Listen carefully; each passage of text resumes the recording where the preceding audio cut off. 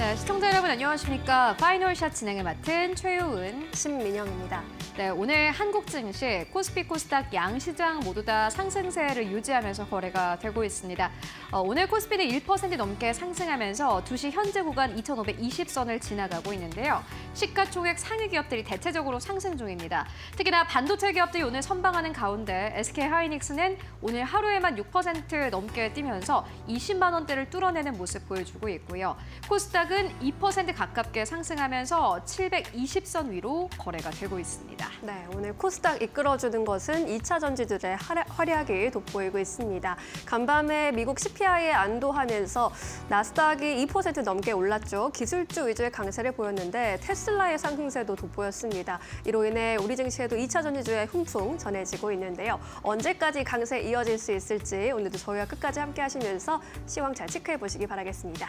네, 오늘도 준비했습니다. 시장 마감을 위한 마지막 한방. 지금 출발할게요. 파이널샷.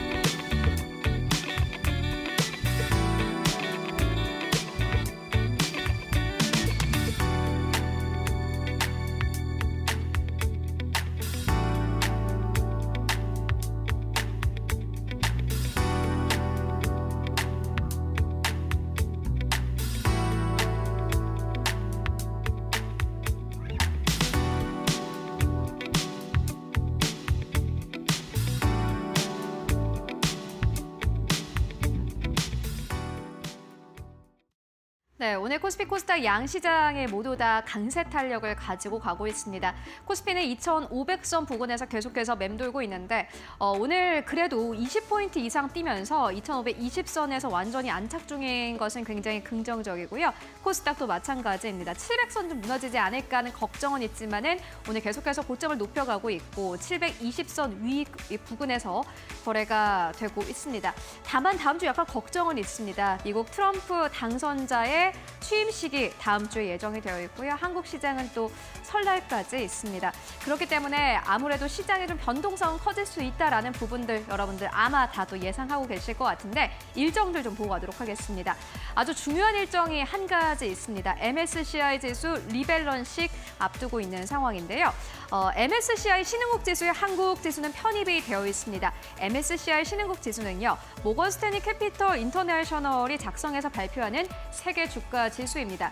지난해에도 저희가 같은 또 이슈를 전해드린 바 있는데 지난해까지만 하더라도 한국 지수가 이제 신흥국 지수가 아니라 선진국 지수에 편입될 수 있다라는 기대감이 나왔지만 지난해 한 해 동안 한국 시장의 수익률은 처참했습니다. 그렇기 때문에 이제는 뭐 선진국 지수가 아니라 신흥국 지수에서도 어떠한 기업들이 편출되는지를 잘 보셔야 되는 게 또 시장을 대응할 만한 한 가지 포인트가 될 것 같습니다. 이 MSCI 신흥국 지수는요, 피츠 지수와 더불어서 글로벌 증시 양대 벤치마크 지수로도 불리기도 합니다. MSCI 지수의 리밸런싱에 편입이 된다라는 것은 그만큼 패시브 자금이 들어올 수 있다라는 의미이기 때문에요. 어떠한 기업들이 편입되는지 그리고 어떠한 기업들이 편출되는지 잘 보셔야 될 필요가 있을 것 같습니다. 1년에 4번 리밸런싱이 있습니다. 2월, 5월, 8월, 11월 이렇게 4번의 리밸런싱이 있는데 이제 2월 얼마 남겨두지 않고 있는 상황이죠. 이번에 2월 12일에 어떠한 기업이 편입되는지 편출되는지 발표가 될 예정이고요. 진짜 리밸런싱은 2월 28일에 있을 예정입니다. 특히나 1월 20일에 미국은 마틴 루터킹 데이로 휴장을 하기 때문에 심사 기준일까지 얼마 남지 않았습니다. 기준은 이 정도입니다. 시가총액, 유동 시가총액, 유동 비율 등이 기준이 되는데 편입 기준은 6조 2천억 원 그리고 6조 7천억 원 이상이 돼야 됩니다. 일단 6조 2천억 원에서 6조 7천억 원 이상 시가총액이 되는 기업들 잘 살펴보실 필요가 있을 것 같은데요. 그런데 보시다시피 MSCI 월드 대비해서 코스피 상대 성과는 2024년에 꾸준히 좋지 않은 바 있습니다. 말 그대로 한국 시장의 전체 시가총액이 좀 줄어든 상황이고 쪼그라든 상황 속에서 편입될 수 있는 기업들의 기회가 이전보다는 좀 적어질 수밖에 없는 것이 현실이라고 할 수 있겠습니다. 조금 더 좀 자세하게 만나보고 가시죠. 증권사에서도 역시나 마찬가지로 중요한 이슈이니만큼 관련된 리포트들을 내고 있습니다. 두 가지 증권사 리포트 저희가 이렇게 정리를 해봤는데요. 먼저 첫 번째로는 유안타증권의 커멘트입니다. 어떠한 기업들이 편입될 가능성이 높은지 봤더니 한국 시장의 주인공이죠. 삼양식품 이번에 편입 가능성이 좀 존재하고요. HD 현대미포도 역시나 마찬가지로 편입 가능성은 존재합니다. 다만 비율로 봤을 때, 확률로 봤을 때는 삼양식품이 조금 더 높은 것으로 현재 전망되고 있고요. 유안타증권은 종목 편출 같은 경우에는 9개에서 10개가 될 것으로 보이는데 최악의 경우에는 12개까지 편출될 수 있다라는 전망을 내놓았습니다. 다만 오늘 시장 또 상황 좋기 때문에 사실 12개까지 갈까 싶은데 또 다음 주까지 시장이 어떻게 될지 모르기 때문에 어떠한 기업들이 편출되는지 그리고 그 편출 개수는 어느 정도인지를 잘 확인해 보실 필요가 있을 것 같습니다. 그리고 이뿐만이 아니라 SK이노베이션 합병 관련해서도 이슈가 있기 때문에 이 종목도 잘 봐야 된다라는 이러한 커멘트가 나왔고요. 또 유안타증권뿐만이 아니라 NH투자증권 측에서도 커멘트를 냈는데 NH투자증권에서는 확정적인 편입 후보는 부재한 상황이다라는 의견을 남겼습니다. 유안타증권에서는 삼양식품에 대해서도 그래도 확률을 좀 괜찮게 봤더라면은 NH투자증권에서는 보수적으로 봤습니다. 사실 이번 기회에 편입될 수 있는 기업이 많지 않다. 그렇기 때문에 2월이 아니라 5월에 리밸런싱을 염두에 두고 시장 좀 트레이딩에 나서야 된다라는 의견을 함께 나오기도 했습니다. 또 편출 후보군은 확대가 되는데 추가적인 종목수 감소는 주의할 필요가 있다라면서 유안타증권보다는 NH투자증권이 조금 더 보수적인 의견을 낸 것으로 보여집니다. 편출되는 기업들 조심하라라고 좀 한마디로 정리를 해볼 수 있을 것 같은데요. 어떠한 기업들 그러면 현재 편입이 될 가능성이 높을까요? 네, 유안타증권에 저희가 표를 좀 가지고 와봤습니다. 일단 편입되는 기업들의 확률이 높은 기업, 가장 첫 번째로는 삼양식품이 있고요. 두 번째로는 HD 현대미포, 세 번째로는 두산, 네 번째로는 LIG 넥스원인데 근데 두산과 LIG 넥스원은 사실 확률이 좀 떨어지고요. 그나마 확률이 높은 게 삼양식품입니다. 오늘 저희가 방송 들어오기 전에 봤더니 현재 구간의 시가총액은 5조 7천억 원대입니다. 그런데 저희 앞서서 만나봤던 것처럼 시가총액 6조 원대를 넘어서야 합니다. 그렇다면은 MSCI 지수 편입될 때까지 삼양식품의 주가가 보시다시피 11%에서 20% 정도 상승이 돼야지 MSCI 지수의 리밸런싱에 함께 좀 편입이 될 수 있고요. HD 현대미포 같은 경우에는 약 16에서 24% 정도 상승을 해야지 편입이 가능할 것으로 보여집니다. 두산의 경우에는 많게는 34%, LIG 넥스원은 많게는 37%인데 시간 얼마 안 남았기 때문에 보시다시피 30% 넘는 상승은 사실은 좀 기대하기가 힘들고요. 반면에 삼양식품과 HD 현대미포 같은 경우에는 또 한국 시장의 주인공이라고 최근에 또 할 수가 있기 때문에 기대를 해볼 법은 합니다. 다만 아직도 여전히 룸은 좀 많이 열려 있다라는 부분 함께 확인해 보시면 좋을 것 같고요. 만약 삼양식품이 편입된다면 또 그만큼 패시브 자금이 들어올 것이기 때문에 또 다시 주가가 한번 상승 탄력을 받아갈 수 있다라는 부분까지 함께 확인해 보시면 좋을 것 같습니다. 다만 지금 이 시점에서는 편입되는 기업들보다는 편출되는 기업들을 조금 더 조심해야 될 것 같은데 정리해봤습니다. 네, 편출 가능성 높은 기업들 같은 경우에는 삼성 E&A, 한미약품, LNF, 엔캠, 포스코 DX, 특히나 LNF, 엔캠, 포스코 DX는 최근에 또 상승 탄력이 약간 나온 기업이기 때문에 여러분들 주의를 좀 해보실 필요가 있을 것 같고요. 금요석유, 롯데케미칼, SK바이오사이언스, LG화학, 우선주까지 현재 편출될 가능성이 굉장히 높은 기업들입니다. 자금이 좀 빠져나갈 우려가 있는 기업들이다라고 해석해 보시면 될 것 같고요. GS, 제일제당, LG이노텍 같은 경우에는 중립입니다. 그리고 낮은 기업들 같은 경우에는 넷마블, 에코프로, 머티인데 특히나 에코프로, 머티 같은 경우에는 시가총액은 좀 줄어들긴 했지만은 또 개별적인 이슈로 인해서 그래도 좀 편출이 될 가능성은 낮을 것으로 현재 전망이 되고 있습니다. 그리고 앞서서 유안타증권에서는 SK 관련 또 커멘트를 냈는데 이어서 만나보도록 하겠습니다. SK이노베이션과 관련된 이슈는 좀 잘 체크를 해보실 필요가 있을 것 같은데요. 이번 MSCI 지수 리밸런싱과 함께 개별 이슈로 또 편입이 될 가능성이 높아지는 기업이 바로 SK이노베이션입니다. 지난해 11월 20일에 수시 변경이 좀 예상되긴 했었는데 반영되지 못했습니다. 그렇기 때문에 이번에 좀 반영이 되지 않을까 하는 기대감이 있고요. MSCI 추종 자금을 비중 증가로 좀 반영을 하면은 앞으로 338억 원 정도가 들어올 것으로 전망. 전망이 됩니다. 그렇기 때문에 MSCI 리밸런싱이 다시 한번 시장에 부각이 되고 나면은 이 SK이노베이션도 역시나 마찬가지로 주목을 받을 수 있다라는 게 유안타 증권의 코멘트였습니다. 최근 한국 시장에 주도주들 꽤 많습니다. 조선도 잘 가고 있고 식품도 잘 가고 있고 오늘 반도체도 잘 가고 있는데 이렇게 이슈는 있습니다. 특히나 또 최근에 테슬라의 주가 상승과 함께 오늘 2차 전지 관련 기업들이 상승 탄력을 강하게 가지고 가고 있는데요. MSCI 리밸런싱 그리고 기업 편출과 관련된 기업들도 역시나 있으니까요. 이럴 때일수록 리스크 조금 더 깐깐하게 관리하시면서 시장 대응해 보시면 좋을 것 같습니다. 이렇게 오늘의 시그널 만나보고 왔습니다. 네, 그렇다면은 오늘 또 주목할 만한 헤드라인 어떤 것들이 있을까요? 이어서 신민용 앵커가 전해드립니다. 네, 오늘 시장에서 주목받고 있는 업종들 그리고 종목별로 뉴스 헤드라인 살펴보도록 하겠습니다. 첫 번째 헤드라인부터 열어보겠습니다. 첫 번째 헤드라인입니다. 테슬라발 훈풍 그리고 저평가 분석 속에 2차 전지주의 동반 강세 두드러지고 있습니다. 간밤 테슬라 주가가 8% 넘게 오르면서 올해 들어서 가장 높은 수준으로 마감을 했습니다. 웰스파고가 자율주행차, 인공지능 등이 트럼프 행정부 아래서 회복력이 뛰어날 것이라고 평가하면서 테슬라에 대한 목표 주가를 325달러로 상향 조정한 점이 영향을 미쳤고요. 또 테슬라의 신형 모델 Y가 중국에서 사전 첫날부터 인기를 끌고 있다는 소식도 호재가 되고 있습니다. 또 앞서 대형 IB인 모건 스탠리가 로보택시의 잠재력을 바탕으로 테슬라의 목표 주가 800달러까지도 상향 조정한 바 있는데요. 이에 국내 2차 전지주도 저평가 분석에 힘을 받아가고 있습니다. 네, 두 번째 헤드라인입니다. 네, 아모레퍼시픽 다이소 누적 판매 100만 개 돌파 소식에 오늘 시장에서 상승세 나타내고 있습니다. 아모레 스킨케어 브랜드가 다이소 입점 4개월 만에 누적 100만 개의 판매를 돌파했습니다. 지난해 9월 론칭한 마몽드 세컨 브랜드인 미모바이 마몽드인데요. 다이소에 입점해서 총 8개의 제품을 판매하고 있고요. 주요 제품은 입고와 동시에 품절하면서 재입고 문의가 쇄도할 정도로 인기를 모으고 있습니다. 최근에는 다이소몰 SNS 핫템으로도 선정되기도 했습니다. 네, 세 번째 헤드라인입니다. 네, 샤페론은 전 임상에서 전이암 93%를 억제하는 것을 입증했다라는 소식에 급등세를 펼치고 있습니다.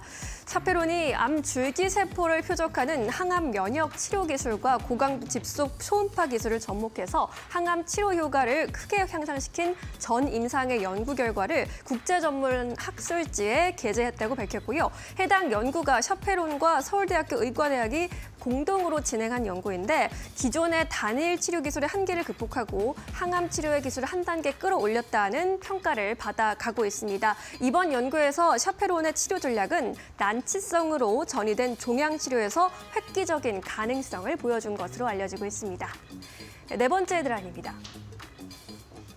네, 마이크로소프트에서 양자 컴퓨터 시대의 문턱이 열리고 있다라는 또 발언을 하면서 다시 양자 테마에 불이 붙고 있습니다. 기세가 꺾였던 양자 컴퓨터 테마주에 다시 불이 붙었는데요. 양자 테마는 지난해 젠슨 왕의 CEO, 엔비디아 CEO 그리고 마크 저커버그 메타 CEO가 양자 컴퓨터 구현 시기에 의구심을 좀 드러낸 후에 약세를 보였었죠. 그러다가 최근 다시 강세를 보이는 건데요. 특히 전날에 마이크로소프트 MS의 전략적인 임무 및 기술 부문 대표 아지 지라드가 블로그에 2025년을 양자 기술 준비의 해로 선언하면서 미국 증시에 관련한 상장된 종목들이 일제히 강세를 보였고 오늘 우리 증시에도 훈풍이 전해지고 있습니다. 이렇게 네 가지 헤드라인 함께 살펴보셨습니다.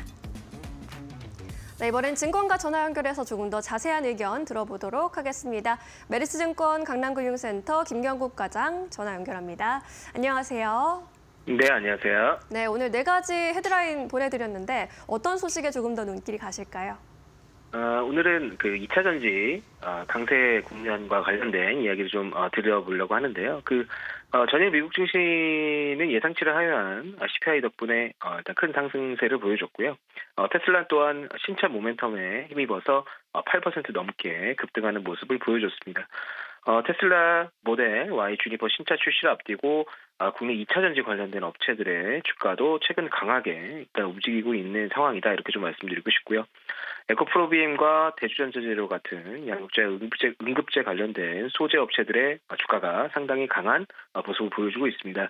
다음 주 취임을 앞두고 있는 트럼프 당선인의 IRA 그로 인한 AMPC 관련된 노이즈에 시달리던 2차 전지 관련주들은 오히려 취임 이후 의외의 영향력을 크게 미치지 못할 것 같은 트럼프 당선인의 현재 상황을 주가에 반영하고 있다고 판단하고 있는 상황이고요. 그렇지만 아직도 LG 에너지 솔루션을 비롯한 2차 전지 섹터에 대한 펀더멘탈 개선까지는 시간이 필요하다고 일단 판단하고 있고 추세적인 반등 또한 마찬가지라고 생각하고 있습니다. 현재 가격에서 추격 매수보다는 관망해보는 전략을 좀 추천드리도록 하겠습니다. 네, 2차 전지주에 대한 전략 들어보았습니다. 이 밖에도 오늘 시장에서 공략주 성격으로 보고 계신 종목 있으실까요? 일단 오늘 SK 하이닉스를 가져와 봤고요. 투자 포인트 좀 몇 개 말씀드리도록 하겠습니다. 일단 연초부터 국내 증시는 반도체 관련주에 대한 수급이 들어오고 있는 상황이고요. SK 하이닉스 오늘 반등이 좀 강하게 나오고 있는데 일단 지지부진한 연말 흐름을 탈피하고 시장 대비 굉장히 강한 모습을 연출 중에 있습니다. 전일 언론을 통해서 동사는 6월 엔비디아의 HBM4 관련된 샘플을 출하할 계획이 있는 것으로 일단 보도가 됐고요. 이러면 3분기 말부터 제품 공급이 시작될 거라고 예상하고 있는 상황입니다. HBM4는 데이터 전송 통로인 입출력 단자수를 이전 3세대 대비해서 2배 많은 2048개로 집적을 해서 성능을 최대로 올리고 엔비디아는 26년 출시하기로 예정되어 있던 루빈 시리즈의 12단 적층 HBM4를 탑재할 계획인데 시기를 앞당겨 올 하반기를 목표로 하고 있는 상황입니다.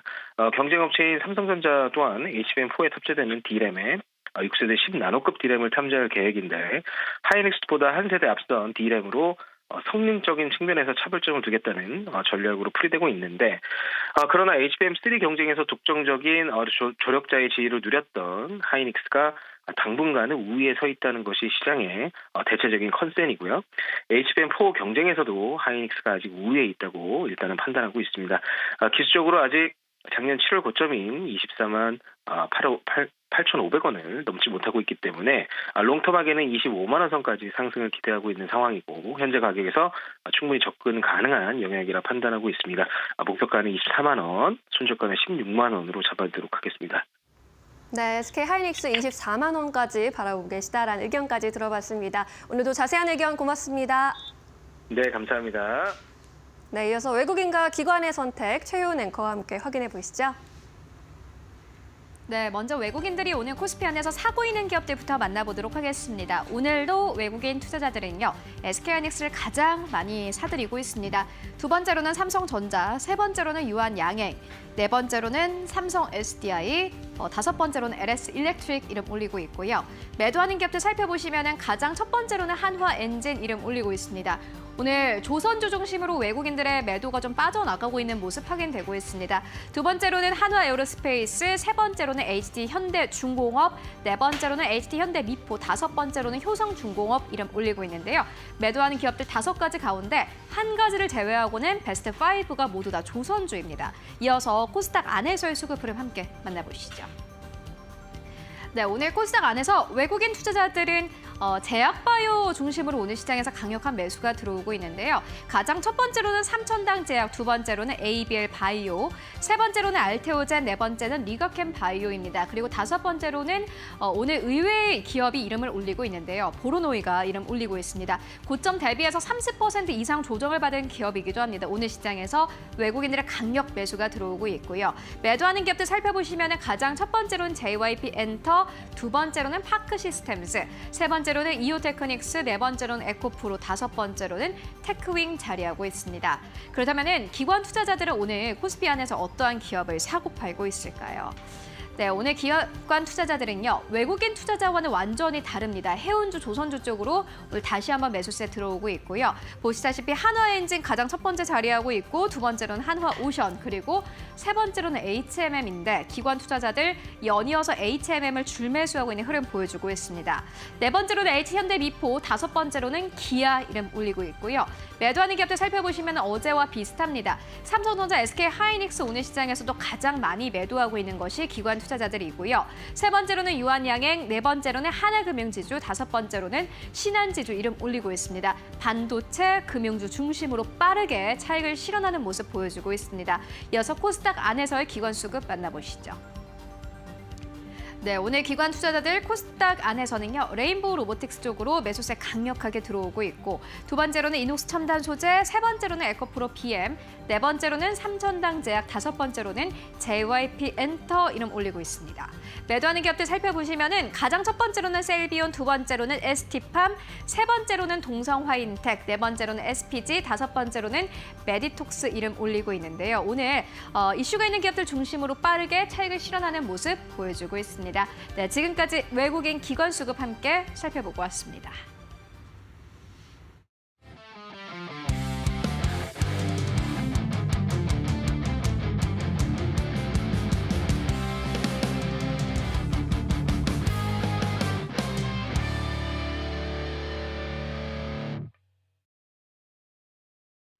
이데일리온 이재선 파트너와 함께하는 만루홈런 시작하겠습니다. 답답한 시장 속에 시원한 만루홈런 같은 종목들 발굴해 보시죠.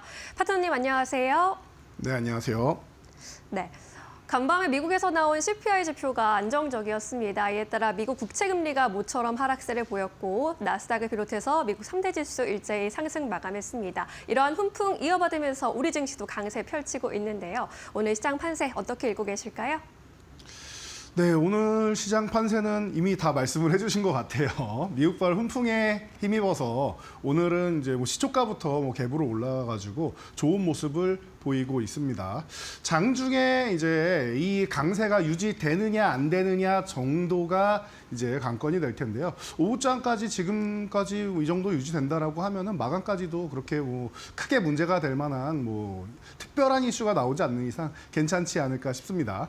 자, 그래서 미국 경제 지표가 너무 좋다라고 제가 한 줄로 이제 평을 했는데요. 이 부분에 대해서는 제가 미리부터 말씀을 드렸습니다. 국채금리 올라가고 있습니다. 사실입니다. 그런데 올라가는 게 무작정 끝까지 올라가지는 않는다. 올라가다 보면은 결국에는 멈추게 되어 있다. 슈팅이 나오고 멈추던 아니면은 그 전에 멈추던 멈추게 되어 있다. 그리고 CPI 좋게 발표됐다라고 나와 있는데 이것도 이번에 안 좋게 나올 이유는 없다라고 꾸준히 설명을 드렸습니다. 제가 분명히 지난달에 패드워치 새벽 4시에 이제 발표되자마자 여러분들께 알려드리면서 이 문제가 되는 부분이 내년에 그러니까 이제는 올해가 되겠죠. 올해 금리 인하를 3회 정도로 예상을 했는데 2회로 낮췄다라는 거. 이 문제가 되는 게 트럼프가 정책을 펼치고 나서 그 이후에 약간의 인플레이션에 대한 이제 리스크가 생기지 않겠느냐라는 의견이 반영된 것이다. 그렇기 때문에 이 부분은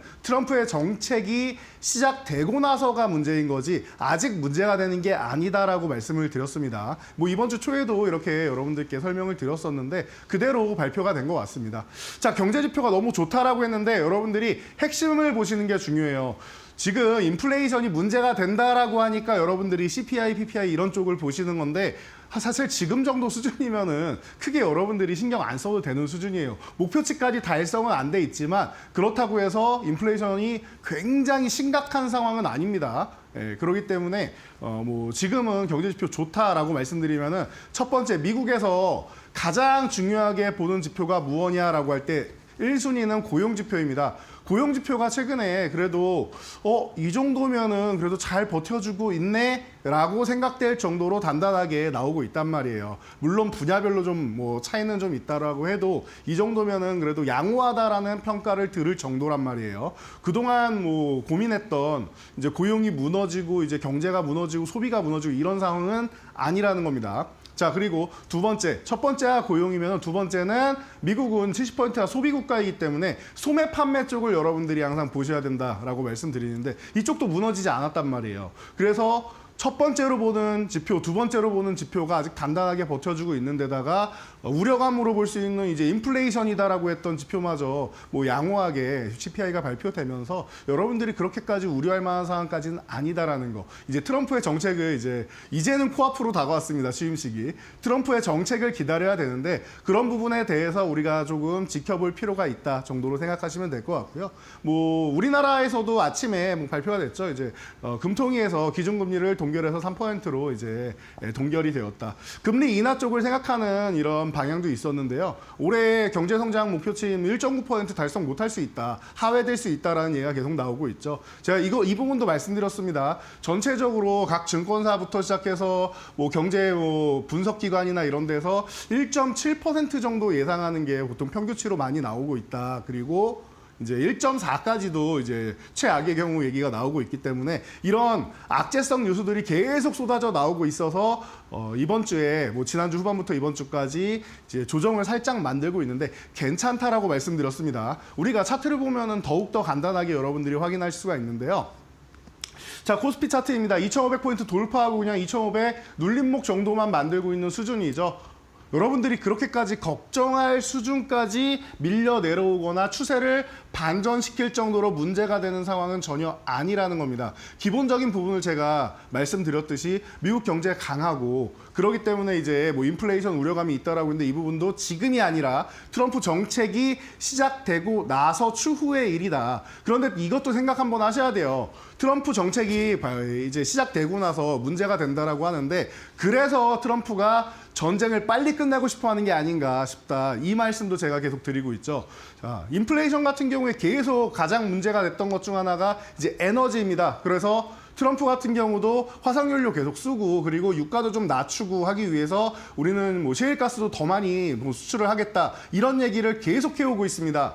자, 이게 뭐예요? 에너지 가격이 안정화가 되면은 가장 중요한 부분이 안정화가 된다라는 뜻이죠. 지금 전쟁이 나면서 제일 문제가 되는 것 중 하나, 다른 것도 문제가 되지만 가장 큰 문제가 에너지다. 그리고 식량이다라는 겁니다. 그럼 이런 부분에 있어서 해소가 된다라고 하면은 뭐 식량 같은 경우야 그래도 복구하는데 좀 최대 뭐 2년까지 걸린다라고 얘기는 하는데 에너지는 바로바로 복구될 수 있는 거 아니겠습니까? 그렇다라고 하면은 이 인플레이션 부분이 문제가 되는 부분을 에너지 측면에서 조금 낮출 수 있다라고 하면은 트럼프가 정책을 실제로 발표를 하고 뭐 시전을 하고 해도 어떻게 되겠습니까? 생각만큼 인플레이션이 심각하지 않을 수 있다라는 거예요. 그러면은 경기가 뭐 단단하게 버텨주고 있다. 인플레이션이 심각하지 않다라고 하면은 우리가 원하는 대로 금리 인하가 조금 더 빨라질 수도 있다. 이 부분은 하반기 정도 가면은 적어도 6월 점도표 보면은 되지 않을까 싶습니다. 그래서 편안하게 보시면 될 것 같고요.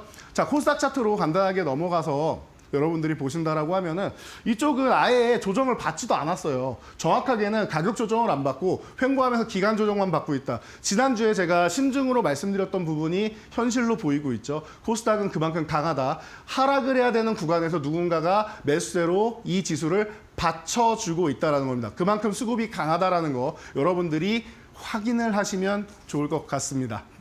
자, 그래서 오늘 같은 경우에는 이제 뭐 반도체주 같은 경우도 SK하이닉스가 뭐 저항을 돌파하고 하면서 좋은 모습 보이고 있는데 이런 종목들 올라간 다음에 따라가는 거 아니다라고 했습니다. 휴식 구간에서 보는 게 맞다라고 항상 말씀을 드렸는데 최근에 휴식 구간에서 여러분들이 관심 가지셨다라고 하면은 제가 엄지를 하나 치켜 올려드리겠습니다. 자, 그러면은 지금 최근에 좀 올라오고 있는 섹터 그리고 혹은 이제 좀 쉬면은 어떤 섹터를 좀 볼 수 있느냐라고 할 때 제가 그동안 뭐 엔터 관련주를 그동안 여러분들께 많이 소개를 해드렸었는데요. 오늘은 K-팝의 미래에 대해서 매년 연초만 되면은 우려감을 표현하는 분들이 많습니다. 이대로 되겠느냐? K-팝이 대형 뭐 기획사 중심으로 이제 딱 짜여진 대로만 가기 때문에 창의성도 부족하고 이제 앞으로 뭐 미래가 좀 불투명하지 않겠느냐? 그리고 특정 아티스트 우리가 잘 알고 있는 BTS나 블랙핑크 등 일부 소수 아티스트에만 집중돼 있기 때문에 이게 낙수 효과를 통해서 후배 가수들한테 뻗어 나갈 수 있겠느냐라는 부분에 대해서 여러분들이 걱정이 많으실 텐데요. 오늘은 이 부분에 대해서 한번 집중 조명해 드릴 테니까요. 말로 없는 종목들도 여러분들이 함께 살펴보시면 여러분들이 올해 이제 또 눌림목 구간 노려가지고 또 좋은 결과 노릴 수 있지 않을까 싶습니다. 네, 오늘은 K-팝, K-엔터 관련주들의 앞으로의 흐름 전망해 보도록 하겠습니다. 안타, 2루타, 3루타 종목 먼저 살펴보도록 할게요. 안타 종목으로 하이브 꼽아주셨습니다. 하이브는 엔터 4사 중에 올 들어서 가장 높은 주가 상승률 보여주고 있거든요. BTS 컴백 기대감이 가장 큰 것 같아요. 네, 맞습니다. 사실 뭐 저도 기대를 하고 있는 부분인데요. 이제 방탄소년단이 아니라 군필소년단이라는 뭐 얘기까지 나오면서 이제 아주 착실하게 군복무까지 마친 이제 그룹이 되었습니다. 그래서 뭐 노이즈가 뭐 그렇게 크게 나올 것도 없는 이런 상황까지 왔다라는 측면을 보면은 여러분들이 뭐 기대하시는 대로 주가는 반응하고 있습니다. 작년에 어도어 리스크 때문에 눌려있던 부분이 해소되면서 올라왔기 때문에 다른 이제 엔터사들보다는 좀 빠르게 올라오지 않았나. 그러니까 눌려있던 만큼 빠르게 올라왔다 정도로 보시면 되고요. 그리고 뭐 2월부터 뭐 제이홉씨가 이제 단독 콘서트를 단독 투어를 이제 진행을 하고 이제 뭐 후배 가수들도 꾸준하게 이제 계속 이제 4월에도 투어하고 한다라고 하니까 여러분들이 이런 부분을 이제 관심 가져 보시면 좋을 것 같고요. 위버스 플랫폼, 저는 팬덤 플랫폼 굉장히 중요하게 본다라고 말씀드렸는데 꾸준하게 이제 성장을 합니다. 작년에 조금 주춤했었는데 올해 다시 한번 추가적으로 이제 BTS가 컴백하면서 노리고 있는 부분들이 많이 있으니까요. 이런 부분들을 여러분들이 체크해 보시면 될 것 같고요. 신인 아티스트들이 계속 이제 출시돼서 이제 BTS의 이제 부담을 조금 점점 줄여줘야 되지 않나 싶은데요. 사실 뭐 이타카 홀딩스를 인수한 다음에 시너지 효과를 노렸었는데 이 부분은 그냥 포트폴리오의 다변화일 뿐이지 뭐 그렇게까지 이제 부담을 많이 줄였나 생각하면은 뭐 그 부분은 글쎄요라고 생각이 됩니다. 이제 후배 가수들이 더욱더 이제 뭐 뻗어 나가야 되지 않을까 싶은데요. 그 중에서 이제 올해 신인 보이그룹 3팀 정도가 대기하고 있다라고 하니까 데뷔하는 부분도 여러분들이 한번 관심 가져보시면 좋을 것 같습니다. 뉴진스의 공백을 충분히 메워줄 수 있지 않을까 싶습니다. 네, 뉴진스 없는 하이브 앞으로의 주가 흐름 기대해 보도록 하겠습니다. 두 번째 이제 이루타 종목으로 넘어갈 텐데요. 이루타 종목으로는 큐브 엔터 살펴보도록 하겠습니다. 이제 여자 아이들이 전원 재계약을 확정했고 중국인 멤버가 있어서 또 기대감 더 커지는 것 같아요. 네, 맞습니다. 사실 하이브랑 큐브엔터 같은 경우는 뭐 과거에도 제가 소개를 간단하게 해드렸던 것 같은데요. 자, 맞습니다. 여자아이들 특히 이제 전소연 씨가 이제 계약이 먼저 만료가 되기 때문에 이 부분에 대해서 이제 재계약이 안 되는 거 아니냐라는 뭐 이런 이제 뭐 루머가 많이 돌았었는데요. 뭐 사실 전소연 씨 같은 경우는 여자아이들의 뭐 멤버이기도 하지만 뭐 이런 표현까지도 많이 쓰죠. 뭐 여성 GD가 아니겠느냐라는 얘기도 이제 많이 나올 정도로 이제 뭐 제작부터 시작해가지고 전체적인 이제 컨셉까지 다 담당하는 팀의 리더로서 굉장히 중요한 역할을 하고 있었습니다. 그럼에 불구하고 이제 다른 곳에서 러브콜이 많이 들어왔었을 텐데 이 그룹이 전원 재계약했다라는 건 의미가 있습니다. 방금 말씀하셨듯이 중국인 멤버들이나 뭐 대만이나 이제 해외에 있는 멤버들 같은 경우에는 이 7년 계약이 끝나면은 보통 자국으로 돌아가는 경우가 많습니다. 지금 뭐 중국인 멤버 우기 씨 같은 경우도 중국만 가도 어마어마한 인기를 누리고 있다라고 하는데 그래도 좀 의리 있게 재계약한 거 굉장히 좀 뜻깊은 거 아닌가 싶습니다. 그래서 이런 부분 여러분들이 핵심으로 보시면 되고요. 항상 이제 K-팝 같은 경우에는 이제 추가적인 모멘텀이 있느냐가 중요한데요. 지금 여자아이들이 글로벌로 뻗어나가는 가운데 신인 보이그룹 나우어데이즈가 이제 성장성을 갖추면서 이제 점점 커나가고 있다라는 이런 측면을 보시면 될 것 같습니다. 아직까지는 조금 더 이제 힘을 내줘야 되지 않을까 싶은데요. 뭐 기대감이 있다라고 생각하시면 될 것 같고요. 그리고 작년 9월에 이제 포스터가 이렇게 나왔었죠. 제가 이렇게 포스터를 이렇게 같이 가져왔었는데요. 큐브엔터에서 글로벌 오디션을 진행한다라고 해서 이제 보이그룹을 뭐 출시한다라는 얘기가 있었는데 이 부분에 대해서 이제 올해 신인 그룹 이제 출시하지 않겠느냐라는 기대감도 또 나오고 있습니다. 그러다 보니까 이런 성장성까지 갖추고 있고 제가 소개하는 오늘 이제 엔터사 중에서 제가 볼 때는 유일하게 최근에 주가가 상승하지 못한 엔터주가 바로 큐브 엔터가 아닌가 싶습니다. 바닥권부터 해서 치고 올라오는데 2루타 정도는 어렵지 않게 치고 빠질 수 있는 종목이니까 여러분들이 관심 가져보시면 좋을 것 같습니다. 네, 2루타 종류는 문제없다. 큐브 엔터 함께 살펴보고 왔습니다. 이제 3루타 종목은 JYP 엔터 꼽아주셨습니다. 역시 JYP 엔터가 왜 안 나오나 하고 기다리고 있었습니다. 퀵플립이라는 이제 보이그룹 출격 대기하고 있는데 멤버 전원의 얼굴이 공개됐습니다. 오디션으로 이름을 좀 알린 멤버들도 포함되어 있어서 기대감 더 높이고 있죠.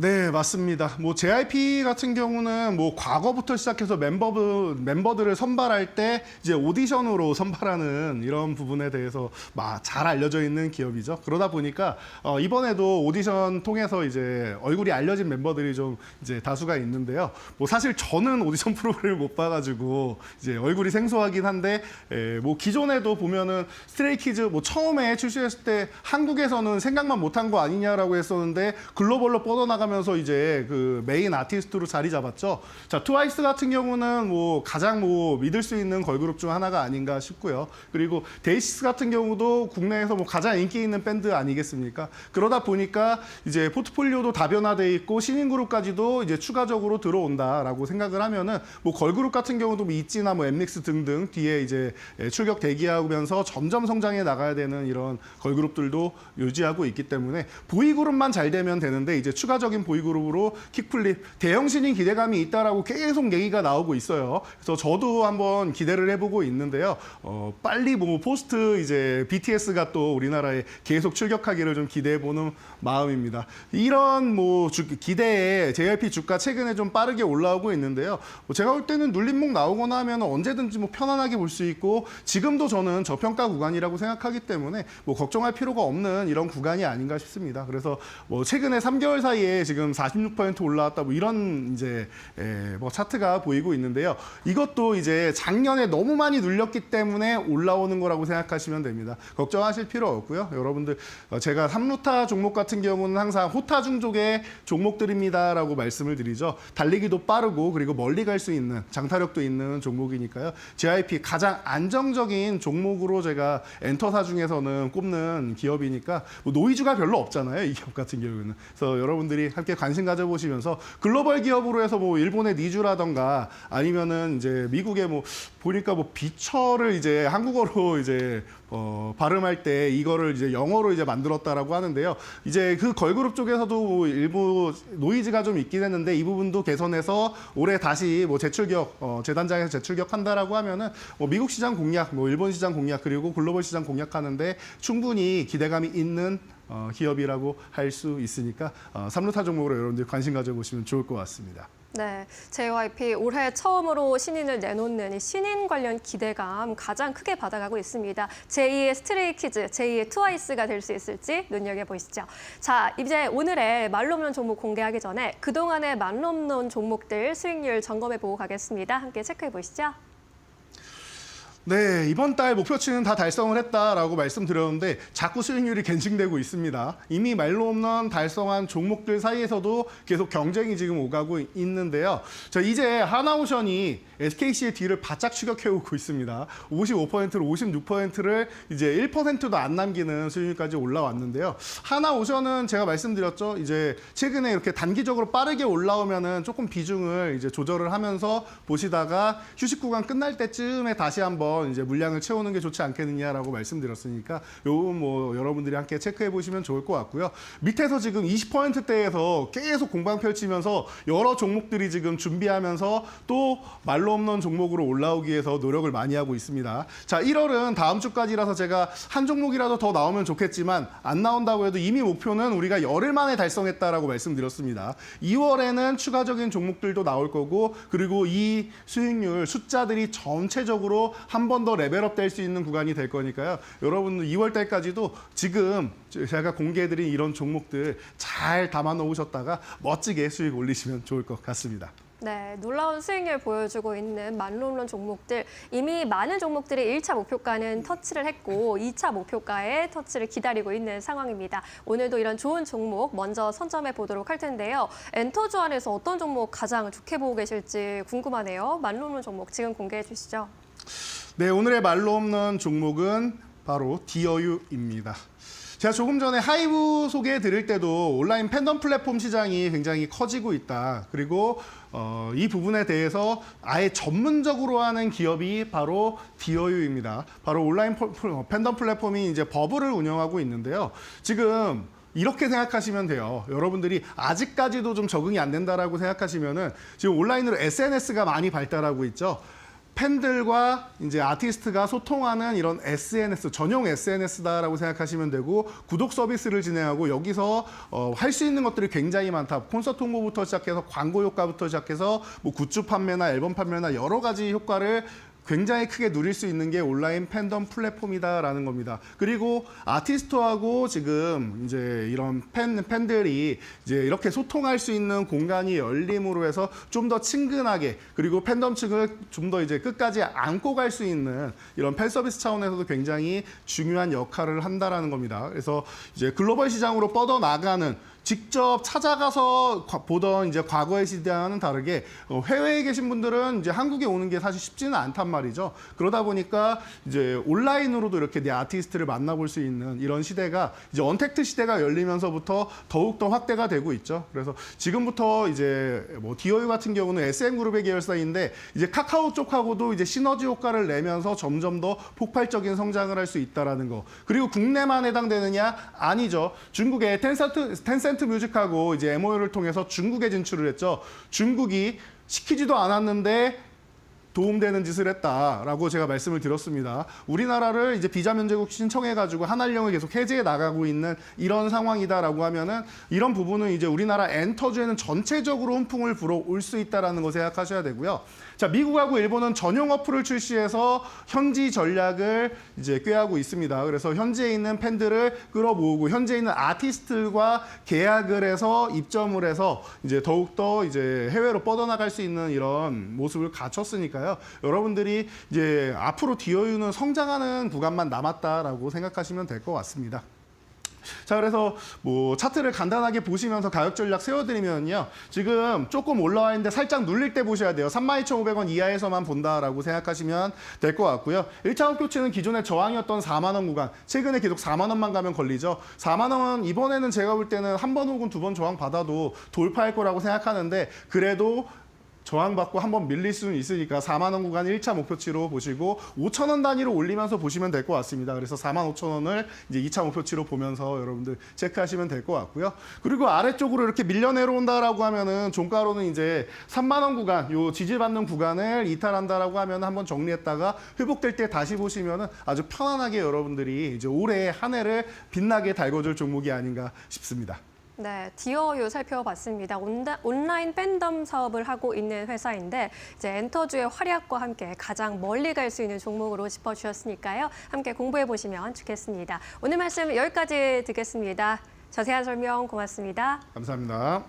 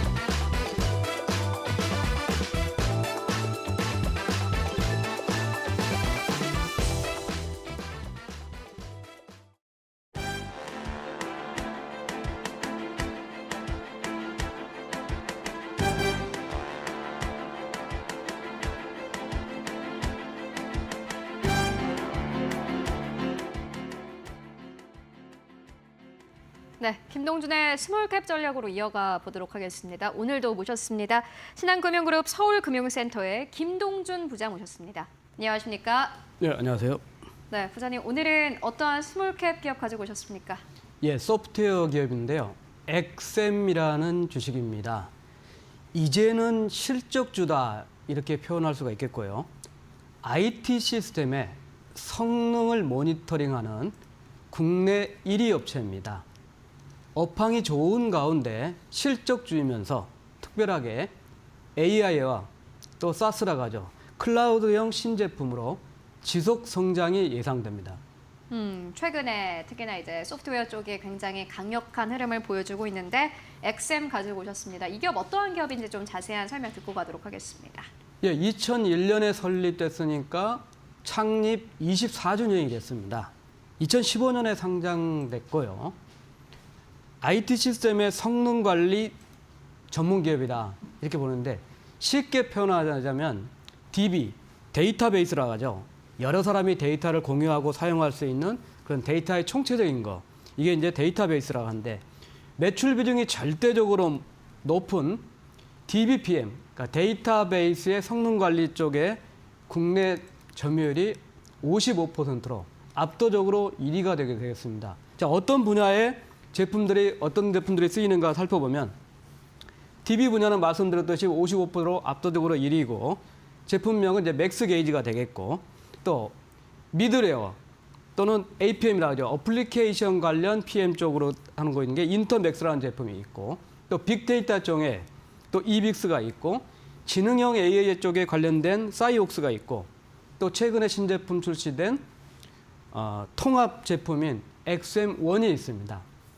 3분기 누구의 기준으로 본다면 전체적으로 유지보수 컨설팅이 46%가 되겠고 제품군으로 따져본다면 맥스 게이지가 28%, 인터맥스가 9%, 그 다음에 빅데이터가 8%, 사이옥스가 3%, 그리고 XM1이 2%고 특별하게 소프트웨어 기업 중에서도 미국하고 일본, 중국에 각각 3개의 판매 법인을 갖고 있고 또 37% 소유를 하고 있지만은 연결 대상 법인으로 신시웨이라는 코스닥 법인입니다. DB 보안 소프트웨어 업체가 되겠고 25년에 인수를 해서 23년에 스펙하고 코스닥 상장을 시킨 상황입니다. 네. 일단 XM이라는 이 기업은 소프트웨어 쪽 보안 쪽으로도 계속해서 저변을 넓혀가고 있는 기업인 것으로 보여집니다. 또 중국, 미국 쪽, 일본 쪽에 법인이 있다라는 것도 다른 기업들 대비해서는 굉장히 특별해 보이는데요. 그렇다면 이제 업황을 좀 듣고 가도록 하겠습니다. IT 성능 관리 전문 업체다 이렇게 말씀해 주셨는데 관련된 업황은 어떻게 보고 계십니까? 예, 이제 IT 시스템, 뭐 기업이나 공공기관들 당연히 다 IT 시스템으로 다 연결되어 있는 상황입니다. 근데 기업이나 이 모든 IT 환경들은 복잡성이 더욱 증가가 좀 되고 있습니다. 특별하게 최근에는 신기술, 클라우드, 뭐 AI 이런 신기술까지 되다 보니까 전산망 장애가 발생하면 신뢰도도 크게 악화가 좀 되지만은 비용이 많이 발생합니다. 그래서 이 IT 시스템을 모니터링 해주는 부분은 장애하고 부하가 발생하는 걸 감소시켜주고 또 재발 방지를 해주고 또 장애를 탐지하고 대응하고 여기에 드는 시간과 비용을 아껴줄 수 있고 운영 인력과 투자 비용을 절감하기 때문에 필수적입니다. 이 XM은 IT 시스템의 전 분야의 통합된 모니터링 소프트웨어를 갖고 있습니다. DB, 웹서버, 미드웨어 그리고 구축형에서부터 클라우드, 빅데이터까지 특별하게 레퍼런스가 화려합니다. 5대 시중은행 포함해서 제1금융권 20개를 포함해서 전체적으로 약 30여 개 국가에 1,030개 정도 고객사 레퍼런트. 그래서 이 IT 시스템 환경이 복잡해지고 신기술 도입되는 이런 우호적인 환경 속에서 이들 레퍼런스를 통해 가지고 동반 성장이 가능한 그런 소프트웨어 업체다 이렇게 볼 수 있습니다. 이미 이제 고객사 레퍼런스를 다수 또 보유하고 있는 기업이기도 하고 또 최근에 급성장이 나오는 그런 분야이기 때문에 앞으로 좀 잘 살펴보실 필요가 있을 것 같습니다. 그렇다면은 앞으로 XM이 또 뭐 신제품이라든지 뭐 관련된 뭐 소프트웨어 출시 계획이 있습니까? 예, 당연히 이제 얼마나 또 클라우드 향을 가느냐, 그죠. 또 네. AI 향을 가느냐가 중요한 이슈가 되겠습니다. 먼저 이제 신제품이 XM1입니다. 24년 4월에 출시했고 3개월 만에 그러니까 7월 달에 업그레이드 버전까지 출시했습니다. 통합 IT 성능 모니터링 플랫폼입니다. 자, 지금은 우리나라도 그렇고 전 세계가 클라우드의 전환기입니다. 그래서 하이브리드 또 멀티 플랫폼을 구축하고 또 구축형뿐만 아니라 클라우드까지 가능한 그래서 이 XM1은 24년 4월에 출시를 했지만 벌써 20개 정도의 고객사를 확보하고 25년에는 특별하게 사스형 클라우드 제품 출시를 합니다. 이 클라우드 제품 출시는 해외는 구축형보다는 클라우드형이기 때문에 해외 시장을 본격적으로 공략할 거라는 측면입니다. 두 번째, 사이옥스라는 제품입니다. AI 기반의 IT 운영 진흥화 솔루션입니다. 이 분야는 이미 진행되고 있는 사업이고 서비스지만은 금년 3월 달에 여기에 탑재된 생성형 AI 챗봇을 고도화를 하면서 제1금융권 레퍼런스를 기반으로 공공기관의 데이터 센터향으로 마케팅을 본격적으로 할 예정입니다. 세 번째로는 12월 초에 우드패커라는 솔루션을 출시했습니다. 데이터 분석가용 AI 분석 솔루션이기 때문에 이 또한 기대가 된다. 그래서 세 가지 신제품이 특별하게 25년에 매출로 기대가 된다는 측면입니다. 2025년에 이렇게 나오는 신제품들이 매출로 잡힐 것이다 라는 전망 듣고 왔습니다. 그리고 무엇보다 XM은 앞서서 또 부장님께서 설명해 주셨습니다마는 실적주다 이렇게 언급을 해주셨는데 실적 상황 좀 자세하게 만나보도록 하겠습니다. 예, 21년, 22년에는 각각 매출 성장이 21%, 17%가 높아지면서 영업이익이 123억 원, 125억 원을 기록했습니다. 근데 23년부터 금년 3분기까지 실적은 대단히 부진합니다. 자, 여러 가지가 동시에 한번 발생을 했습니다. 우선 직원들한테는 멋있는 마곡의 신사옥을 완성해서 입주를 했습니다. 이에 따라서 감가상각비가 한 자릿수에서 23년에는 무려 25억 원으로 급증을 했고요. 또 말씀드렸듯이 신시웨이라는 자회사를 23년에 스펙하고 합병하면서 합병 비용이 19억 정도가 발생했습니다. 또 금년 3분기까지 이 양사 간의 주식 보상 비용이 19억 정도가 계산이 됐고 또 당연히 기술 인력 베이스의 비즈니스를 하다 보니까 인건비하고 R&D 비용이 높아졌기 때문에 대단히 부진했습니다. 그래서 1분기부터 영업이익은 1분기에 29억 영업 손실, 2분기에 3억, 3분기에 5억 원 정도 영업이익에 그쳤습니다. 4분기부터는 소프트웨어가 집중되는 최성수기이고 또 소프트웨어 매출 비중이 높아지면서 금년 4분기는 72억 정도 영업 레버리지가 나타나면서 본격적으로 이제 우상향 실적을 시작하지 않을까 이런 판단입니다. 전체적으로 연간 실적을 본다면 21년, 22년에 세 자릿수 영업이익에서 23년에 49억 정도가로 줄었고 금년 3분기 누계는 마이너스 20억이지만 연간으로는 52억 정도. 그래서 전년 대비는 선방할 거다. 다양한 일회성 일시적인 비용이 발생했음에도 불구하고 25년에는 635억 매출에 81억 원, 영업이익률 12.8%가 예상되고 26년에는 707억에 101억 원, 14.4%. 그래서 이제 영업 레버리지 효과가 실적으로 나타나는 소프트웨어의 위상을 갖출 거다 이런 측면입니다. 네, 앞으로 실적도 우상향할 것으로 보여집니다. 이제 좀 주가를 짚고 갈 텐데요. 보니까는 이 XM이라는 기업이 2015년에 보니까 6월에 4,037원까지 올랐다가 현재 주가는 오늘은 2% 넘게 상승하면서 1,900원대에서 거래가 되고 있습니다. 사실 10년 전과 비교해 보면은 주가 좀 많이 내려온 상태인데 주가 전망은 어떻게 보십니까? 이제 우선 이제 그 XM이라는 사명을 한번 이제 더듬어 봤습니다. 네. 그래서 이제 전문가 엑스퍼트라는 EX에 그다음에 이제 우리 엠파이어, 제국. 그래서 전문가들이 모여서 큰 기업을 한번 만들어 보자. 이런 측면인데 환경 측면에서 보면은 클라우드, 빅데이터, AI 이런 분야에서 동행하는 쪽이기 때문에 필수 소프트웨어다. 그죠. 분명히 방향은 좋다. 다만 이제 실적이 문제였는데 네. 실적이 여러 가지 것들을 이제 걷어내고 영업 레버리지 효과가 나타나서 세 자릿수를 향해서 다시 영업이익이 우상향할 거다. 이런 측면입니다. 또 무엇보다도 주목하는 거는 해외 시장의 진출 잠재력이 좀 크다는 측면입니다. 말씀드렸듯이 지금 세 개 국가에 판매 법인이 있는데 지금 현재 해외 매출 비중은 8% 정도입니다. 특별하게 한번 살펴보니까 거래선을 보니까는 미국의 경우에는 AT&T, 네. 그리고 삼성의 시스템 반도체, 그리고 중국의 경우에는 금융, 통신, 하이엔드 대기업 다양한 거래처를 갖고 있고 또 일본도 뭐 도요타, 후지츠, KDDI, 뭐 도시바 이런 쪽의 거래를 갖고 있기 때문에 아까 말씀드렸듯이 특히 엑세몬에 사스행이 출시되면은 해외 시장에서 본격적으로 실적이 가능할 거다는 측면입니다. 우선적으로는 우상향 실적이 분위기를 바꿀 거다.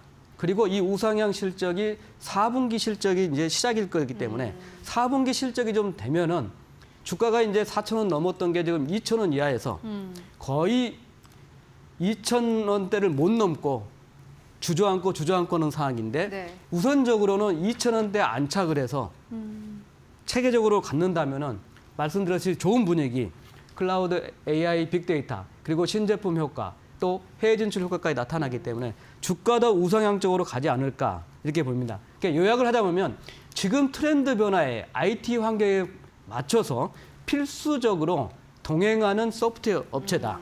그리고 해외 시장 진출 잠재력도 갖고 있고 우상향 실적이 됐고 충분히 소프트웨어 업체로서 주목받을 만한 다크호스즈다. 그리고 사명인 엑셈이라는 그런 원래의 취지대로 한번 미래를 나아갈 기업이 아닌가 이런 판단입니다. 네, 엑셈 만나보고 왔습니다. 지금까지 김동준 부장과 함께 이야기 나눠봤습니다. 말씀 고맙습니다. 감사합니다.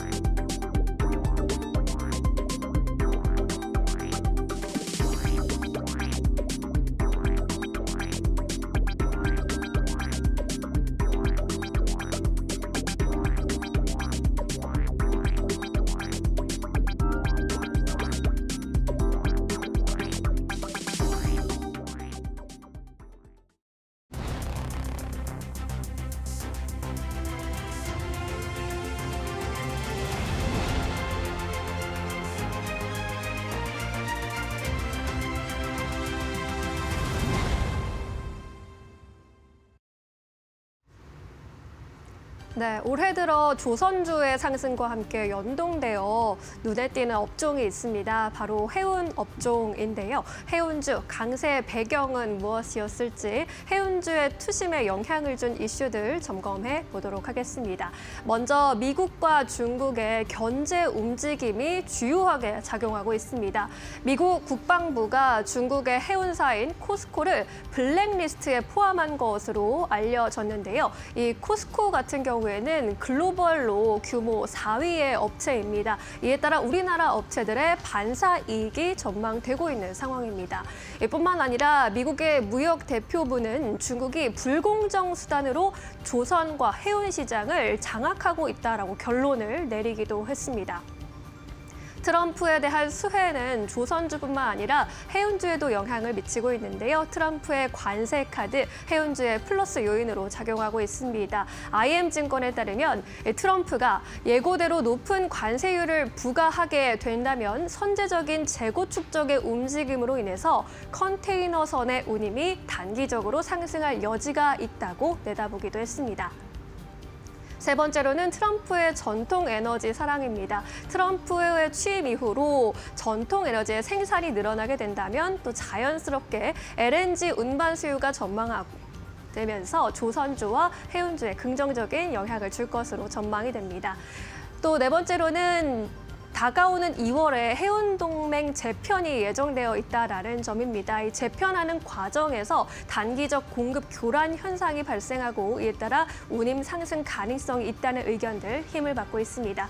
또 마지막으로 고환율에 따른 수혜 기대감도 얻어가고 있는 상황인데요. 그렇다면 각 기업별로는 주가 움직임 어떻게 나타나고 있을까요?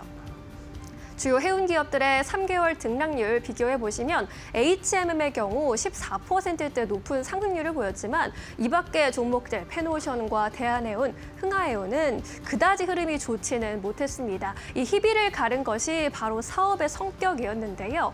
컨테이너선 사업을 주력으로 하고 있는 HMM은 상승했지만 벌크선 사업을 주력으로 하고 있는 페노오션과 대한해운, 흥하해운의 주가는 일자히 하락세를 보였습니다. 컨테이너선 운임은 상승세를 보였지만 벌크선의 운임이 하락 국면을 이어가면서 이러한 결과를 낳았는데요. 앞으로의 증권가 전망도 비슷하게 나타나고 있습니다. HMM의 경우에 단기 컨테이너 운임의 강세가 예상되면서 앞으로 주가 상승 흐름 이어갈 것이다라는 전망이 힘을 받고 있고요. 또 밸류업에 따른 주주 환원 기대감도 유효하다라는 평가가 나옵니다. 페노션의 경우에는 반면에 벌크선의 부진한 시황 영향으로 인해서 이러한 영향 불가피해서 주가 하락세 이어질 수도 있다는 의견이 나타나고요. 대한해운 역시 향후 중국 경기의 부양책 그리고 트럼프의 에너지 정책을 주시할 필요가 있다라는 이러한 좀 보수적인 투자 의견이 나타나고 있습니다. 결국에는 해운주 안에서도 옥석을 잘 가리는 것이 중요한 시점인데요. 이렇게 해운주 안에서 살펴봐야 할 투자 포인트 점검해 보셨습니다. 지금까지 마켓무버 함께 하셨습니다. 네, 이어서 오늘 시장에서 주목해 볼 만한 이슈들, 종목들 함께 이야기 나눠보도록 하겠습니다. 오늘도 두 분과 함께 해보도록 하겠습니다. 지심포의 박근호 이사, 이데일리온의 박정식 파트너 모셨습니다. 안녕하십니까? 네, 안녕하십니까? 네, 오늘도 두 분과 함께 시장 이야기 좀 해보도록 하겠습니다. 오늘 또 양시장의 상승세 그대로 가져가고 있고 특히나 외국인 투자자들의 매수세가 오늘 강력하게 들어오는데요. 시장 그래도 지수 잘 받쳐주고 있고요. 시장에 대한 좀 이야기 나눠볼 텐데 오늘은 어떠한 이슈로 이야기 나눠보면 좋을까요? 지금 바로 주제 만나보도록 하겠습니다. 네, 전력주가 최근 들어서 다시 한번 좀 탄력을 받고 있습니다.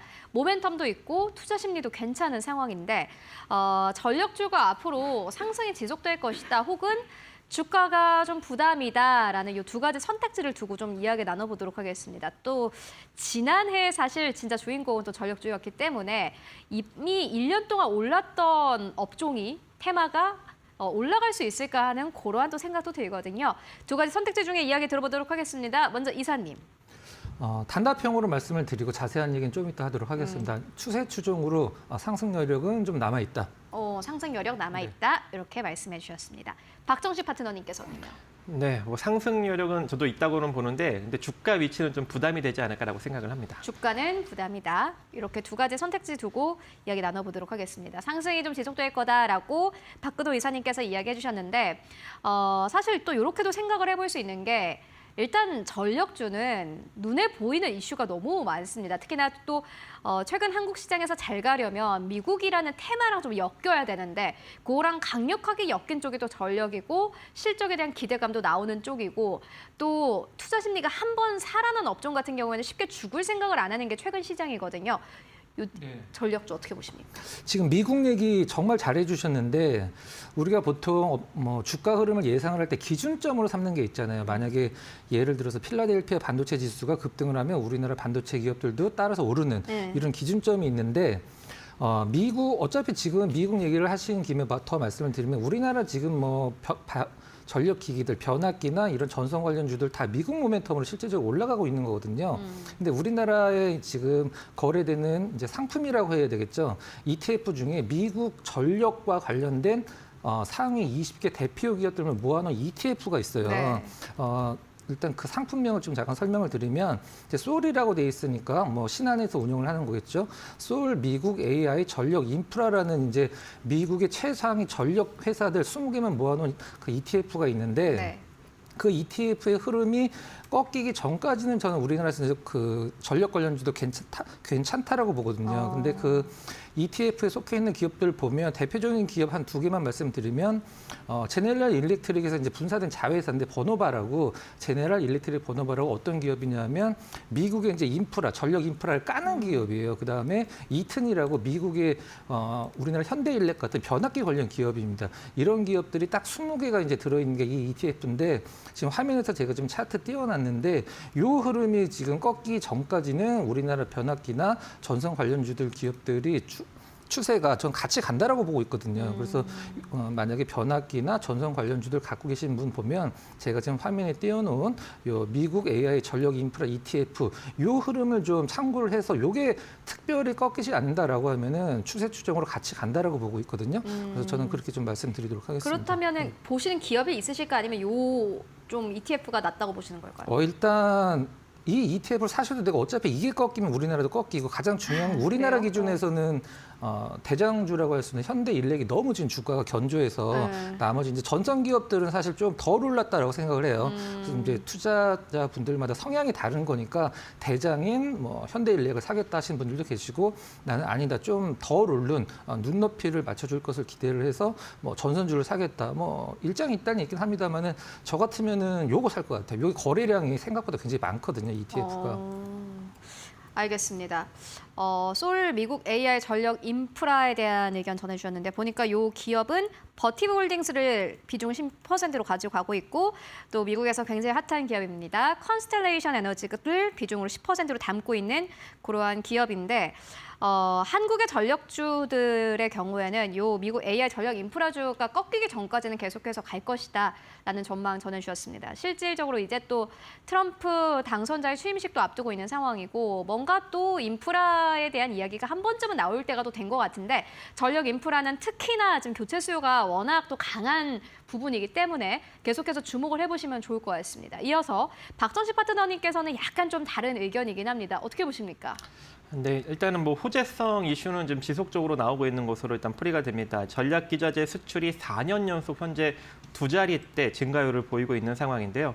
지난 2024년에도 이제 최대치를 또 갱신했습니다. 그래서 지난 2024년 수출액이 115억 6천만 달러로 대략 16조 9천억 원을 찍었는데 이게 지난 2023년 대비 10.6%나 증가한 상황이고요. 4년 연속 이렇게 두 자릿대 증가율을 현재 보이고 있는 상황이고 자, 이렇게 계속 증가율이 증가율이 나타나는 이유가 기존의 이제 전력 설비 노후화뿐만 아니라 인공지능을 비롯한 이제 전력 다소비 첨단 산업이 폭발적으로 성장을 하면서 다양한 이제 전력 기자재 수요가 지금 급격하게 늘어나고 있다라고 지금 현재 풀이를 하고 있습니다. 그래서 이런 이제 전력망에 관련한 투자가 2050년까지 3배 정도 늘어날 것이다라는 좀 전망까지 나오고 있는 상황이기 때문에 솔직히 이제 쉽사리 추세가 좀 꺾일 것 같지는 않아 보입니다만 이 HD 현대일렉트릭을 보면 이제 본연의 자산 가치 대비 한 10배 정도 올라간 상황이거든요. 그리고 이제 1년 내내 상승력을 좀 강하게 보였기 때문에 현재 구간에서는 그렇게 큰 폭의 상승력은 좀 기대하기 좀 어렵지 않나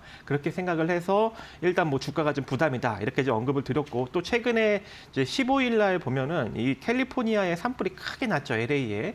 자 그렇다 보니까 이 산불로 인한 또 이제 기대 심리로 이제 전력 기자재 쪽에 또 단기적으로 강력하게 또 부각을 받았던 측면도 있습니다. 그래서 약간 이제 테마성이 이제 존재하는 그런 상황이기 때문에 지금 좀 따라잡기는 좀 부담스럽지 않나라고 생각을 하고 있고 또 이제 그동안 이제 강력하게 산불이 좀 많이 번진 상황인데 최근 이제 이슈를 보니까 이 팰리세이드 산불과 이튼 산불이 진압률이 한 19%에서 45% 정도로 이제 기록을 하고 있다고 해요. 원래는 한 10% 정도 수준이었는데 이제 진압이 어느 정도 좀 되고 있고 강풍도 어느 정도 좀 꺾이고 있다라고 합니다. 그래서 산불이 어느 정도 좀 진정이 된다면 현재 이 강력한 이 전력 기자재 상승력이 좀 한풀 꺾일 수 있는 여력도 존재하지 않을까 생각을 해봅니다. 네, 알겠습니다. 전력 쪽이 두 분의 의견은 약간 다릅니다. 두 분의 의견 모두 다 합리적인 의견으로 보여지는데요. 앞으로 모멘텀도 있고 또 일단 미국 시장에서 관련주들이 잘 가고 있는 상황 속에서 한국 시장 안에서도 심리가 살아있는 건 당연하다.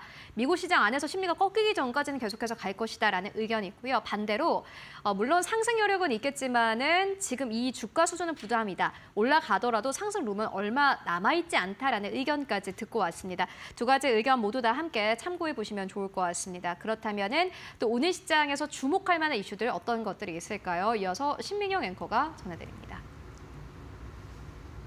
네, 국내 대표 주류 기업들 중 하이트진로와 롯데칠성의 주가가 최근에 내리막길을 겪고 있습니다. 거의 52주 신저가 수준까지 내려와 있는 상황인데요.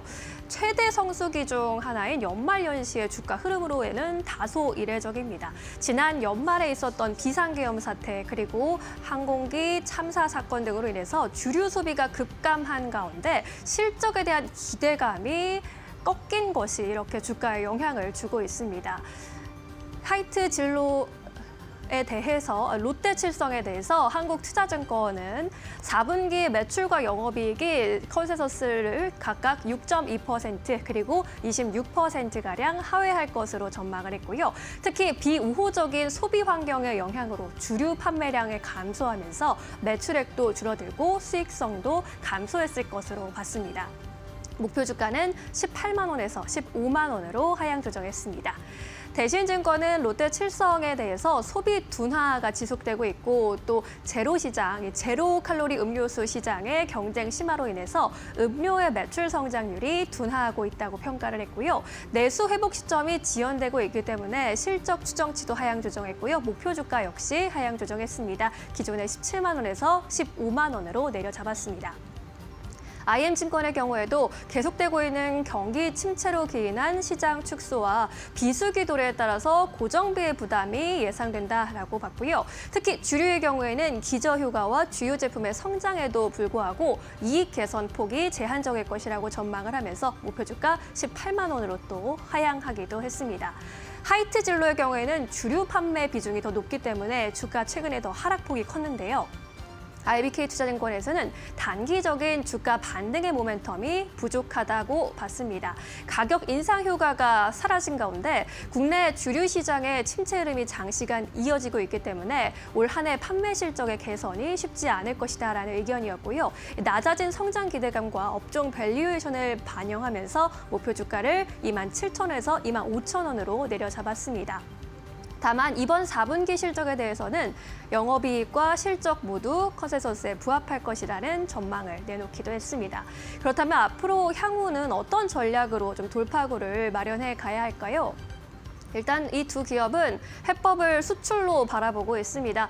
하이트진로는 올해 1분기 베트남 공장을 착공할 예정인데요. 내년에 완공을 목표로 하고 있습니다.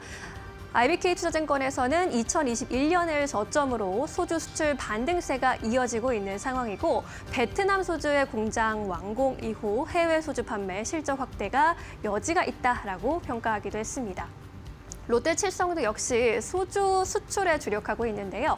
과일 소주 처음처럼 수나리의 경우 현재 미국과 중국, 베트남 등 40여 개국에 수출을 하고 있고 특히 동남아에서 인기가 많다고 합니다. 3분기까지 롯데칠성의 수출액 1,612억 원 규모로 찍혔는데 이 안에서 주류 수출액 600억 원가량을 차지하고 있는 상황입니다. 국내 소주 연간 수출 추이는 지난 2021년부터 상승세를 그리고는 있는데요. 수출액 증가율 다소 아쉬운 상황입니다. 다소 어두운 터널을 지나가고 있는 국내 주류주가 수출로 주가 반등의 기회를 모색할 수 있을지 주시해 보시면 좋겠습니다. 마켓무버 전해드렸습니다. 네, 이어서 오늘 시장에서 움직이고 있는 기업들 함께 살펴보도록 하겠습니다. 먼저 첫 번째 기업은 프로텍입니다. 오늘 1.5% 넘게 상승세, 장중에는 보니까는 26,000원대를 넘어서기도 했는데 보니까 수급이 좀 괜찮습니다. 기관 투자자들이 최근 들어서 좀 수급이 들어오고 있는 상황인데요. 박근호 이사님께서 가지고 오셨습니다. 어떻게 보십니까? 재작년에 굉장히 좀 핫했던 종목이죠. 두 가지 모멘텀을 좀 말씀을 드릴 텐데요. 처음에는 이 회사가 무엇으로 돈을 벌고 있고 이제 두 번째는 앞으로 무엇으로 돈을 벌 것인가 그 부분을 좀 간략하게 좀 설명을 드리도록 하겠습니다. 이 회사 같은 경우는 이제 반도체 디스펜서 장비 전문 기업인데요. 디스펜서라는 것은 이제 후공정 쪽에서 이제 우리 반도체 만들 때도 용액 같은 게 굉장히 많이 필요하거든요. 그 용액들을 고르게 분사하는 장비인데 이게 바로 프로텍의 캐시카우 역할을 하는 거고 두 번째로 이 기업이 가장 핫하게 올라갈 때 시장에서 가장 많이 나오는 장비가 뭐냐면 레이저 리폴로라는 장비예요. 이제 레이저 리폴로 같은 경우 간단하게 좀 설명을 드리면 과거에는 과거도 아니고 현재도 많이 쓰이죠. 이 레이저 리플로가 뭐를 하는 장비냐면 기판이랑 반도체나 여러 가지 부품을 붙일 때 그 솔더볼이라는 게 중간에 들어가는데 그걸 녹이는 장비죠. 이제 이제 좀 우리나라 대표 기업들 보면은 한미 반도체 같은 경우는 이제 TC 본도라는 것으로 이제 쓰고 있고요. 그 다음에 매스 리플로우라고 해서 TC 본더는 이제 열이랑 압축을 같이 하는 거고, 매스 리플로우는 PSK 같은 데서 하는 건데 이제 오븐 같은 데 넣어서 한꺼번에 구워버리는 거죠. 근데 시간이 굉장히 오래 걸립니다. 5분, 7분 정도 걸리는데 이 레이저 리플로우 같은 경우는 뭐 한 1, 2초 정도면 이제 그게 다 작업이 끝나거든요. 그래서 시장에서 지금 TSMC나 뭐 대만의 지금 오사트 기업 중에 전 세계 1위인 ASE 같은 경우에 굉장히 이 프로텍의 장비에 이제 탐을 내고 있는 상황인데, 레이저셀이라는 기업도 이 레이저 리플로우를 하긴 합니다만 매출이 거의 안 나오죠.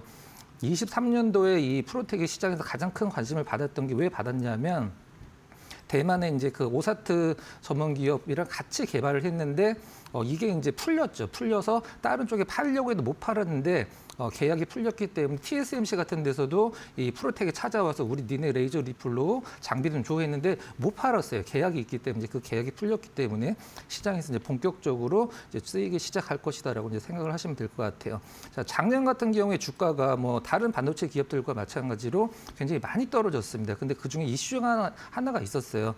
어떤 회계상에 좀 약간 부정과 관련된 이슈가 있었었는데, 회사 측에서 이제 밝히기로는 뭐 17년도, 18년도에 일이고 우리는 모든 것을 다 이행을 했다라고 해서 이제 그것과 관련돼서는 더 이상 어떤 노이즈가 없을 것이다라고 얘기를 했습니다. 작년에 이제 23년도 대비해서 24년도 실적이 굉장히 좋게 턴어라운드 했죠. 올해도 그 실적을 좀 이어갈 것이라고 생각을 하고 1월 달 들어서 다른 반도체 기업들 대비해서 조금 약간 상승이 좀 미미하긴 한데, 시장에서 가장 핫한 어떤 재료를 갖고 있는 기업으로서 프로텍도 관심권에 좀 넣어두자, 이렇게 정리를 하도록 하겠습니다. 네, 반도체주 관심 있으신 분들이라면은 프로텍 관심 종목에 넣어두고 좀 플로우를 함께 따라가 보시는 것도 좋을 것 같습니다. 이어서 두 번째 기업 바로 만나보도록 하겠습니다. 두 번째 기업은 박정식 파트너님께서 가지고 오신 한화솔루션입니다. 오늘 보니까 한화솔루션 아침에 리포트가 나왔던데 모듈 가격의 상승이 임박했다라는 그 코멘트가 나왔고, 특히나 신재생 쪽으로 최근 들어서 좀 투자 심리가 계속해서 개선되고 있는 상황 속에서 오늘 16% 이상 급등세 나옵니다. 보니까는 거의 3시 부근부터 주가가 특히나 좀 급반등이 강력하게 나오고 있습니다. 박정식 파트너님 어떻게 보세요? 네. 자, 얼마 전에 제가 이제 반도체 관련 섹터 열심히 밀었더니 오늘 잘 가죠. 근데 이제 태양광 쪽에 밀 때가 된 것 같습니다. 왜냐하면 일단 좀 태양광 쪽이 좀 부각을 받은 이유가 있어요. 왜냐하면 도널드 트럼프 이제 미국 대통령 당선인이 다음 주에 이제 본격적으로 집권을 하게 되죠. 20날.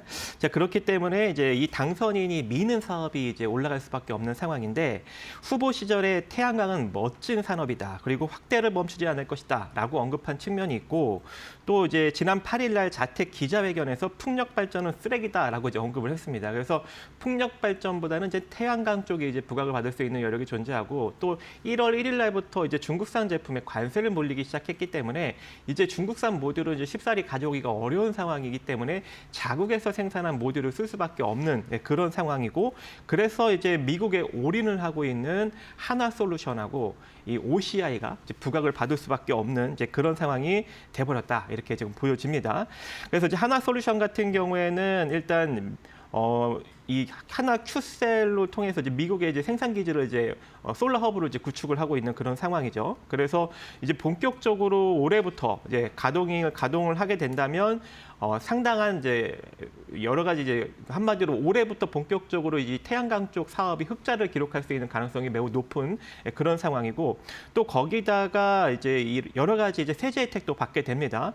일단은 뭐 발전 사업을 하고 있는 업체들은 일단 뭐 이런 이제 공장을 이제 설립하는데 한 30% 정도를 이제 투자세액을 좀 공제를 좀 해주고 있는 그런 상황이고, 또 거기다가 이 태양광으로 이제 생산한 전력을 만약에 이제 사용을 하게 된다면 30% 세액 공제도 또 만들어주고, 또 거기다가 이제 이런 이제 태양광 모듈 같은 거를 생산하게 되면 또 그거에 따라서 또 이제 세액도 또 어느 정도 이제 첨단 세액 공제라고 와트당 한 7센트 정도를 또 이제 지원을 해줍니다. 그래서 이러한 것들을 이제 본격적으로 이제 받게 되는 이제 그런 상황이고요. 거기다가 이 현재 지금 이 태양광 모듈을 미국 공장에서 생산하는 지금 현재 상황이 가동률이 지금 거의 100%까지 순간적으로 지금 올라갔다고 해요. 그래서 지난 이제 2022년 이후로 처음으로 이제 태양광 쪽 사업에서 흑자를 기록할 수 있는 가능성이 지금 매우 높은 상황이고, 거기에 이 도널드 트럼프 대통령 당선인의 지금 혜택까지 수혜까지 지금 얻을 수 있는 그런 상황이기 때문에 제가 이제 이 하나솔루션 같은 경우에는 지난 16,000원 정도 구간부터 여러분들한테 계속 언급을 드렸고 또 한 차례 올라갔던 17,000원대에도 제가 또 이제 언급을 드렸었거든요. 근데 지금 현재 제가 그때 이제 목표가로 이제 제시해드린 21,000원 정도 구간까지 거의 지금 올라가고 있는 상황입니다. 하지만 시세가 여기서 끝날 것 같지 않아요. 그래서 아직까지 좀 잡지 못하신 분들은 지금 가격. 근데 원래는 제가 아까 이제 이 종목을 이제 오후에 이제 언급을 드려서 매수하게 여러분들한테 소개를 해줘야지라고 생각했을 때까지만 해도 한 대략 19,300원, 500원 정도 수준에 놓여져 있었는데 갑자기 너무 많이 올라왔어요. 그래서 지금 가격부터 여러분들이 대략 한 19,200원 정도 사이로 분할로 접근을 하시는 것이 조금 더 안전해 보이고 이 상태로 이제 21,300원을 혹여라도 이제 돌파하게 된다면 24,000원 정도 구간까지 추가적인 상승력이 나타날 수 있습니다. 그래서 지금부터 하나솔루션 잘 보시기 바라겠습니다. 네, 하나솔루션 만나보고 왔습니다. 또 박선주 파트너님께서 마지막 기업으로는 OC에 가지고 왔으니까 그것도 좀 들어보도록 하겠고요. 이어서 박근호 이사님이 가지고 오신 종목도 바로 만나보도록 하겠습니다. 큐렉소인데 오늘 2% 상승세 나오고 있고 이 기업 최근에 또 20% 급등하면서 다시 한번 시장에 주목을 받았던 기업이기도 합니다. 이제 좀 관심 권역에 도도됐고요. 어떻게 보세요?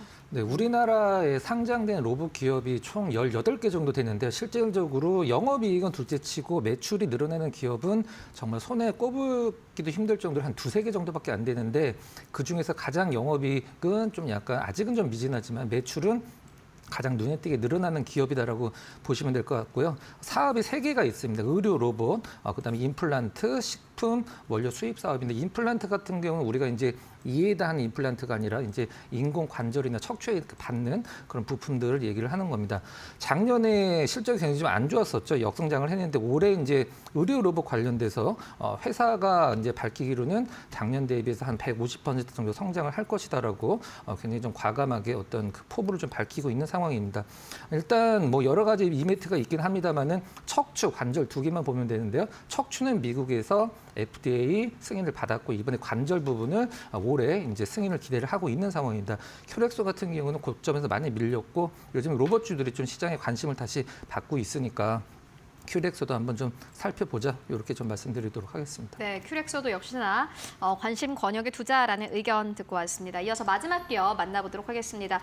마지막 기업은 앞서서 좀 설명드렸던 OCI인데요.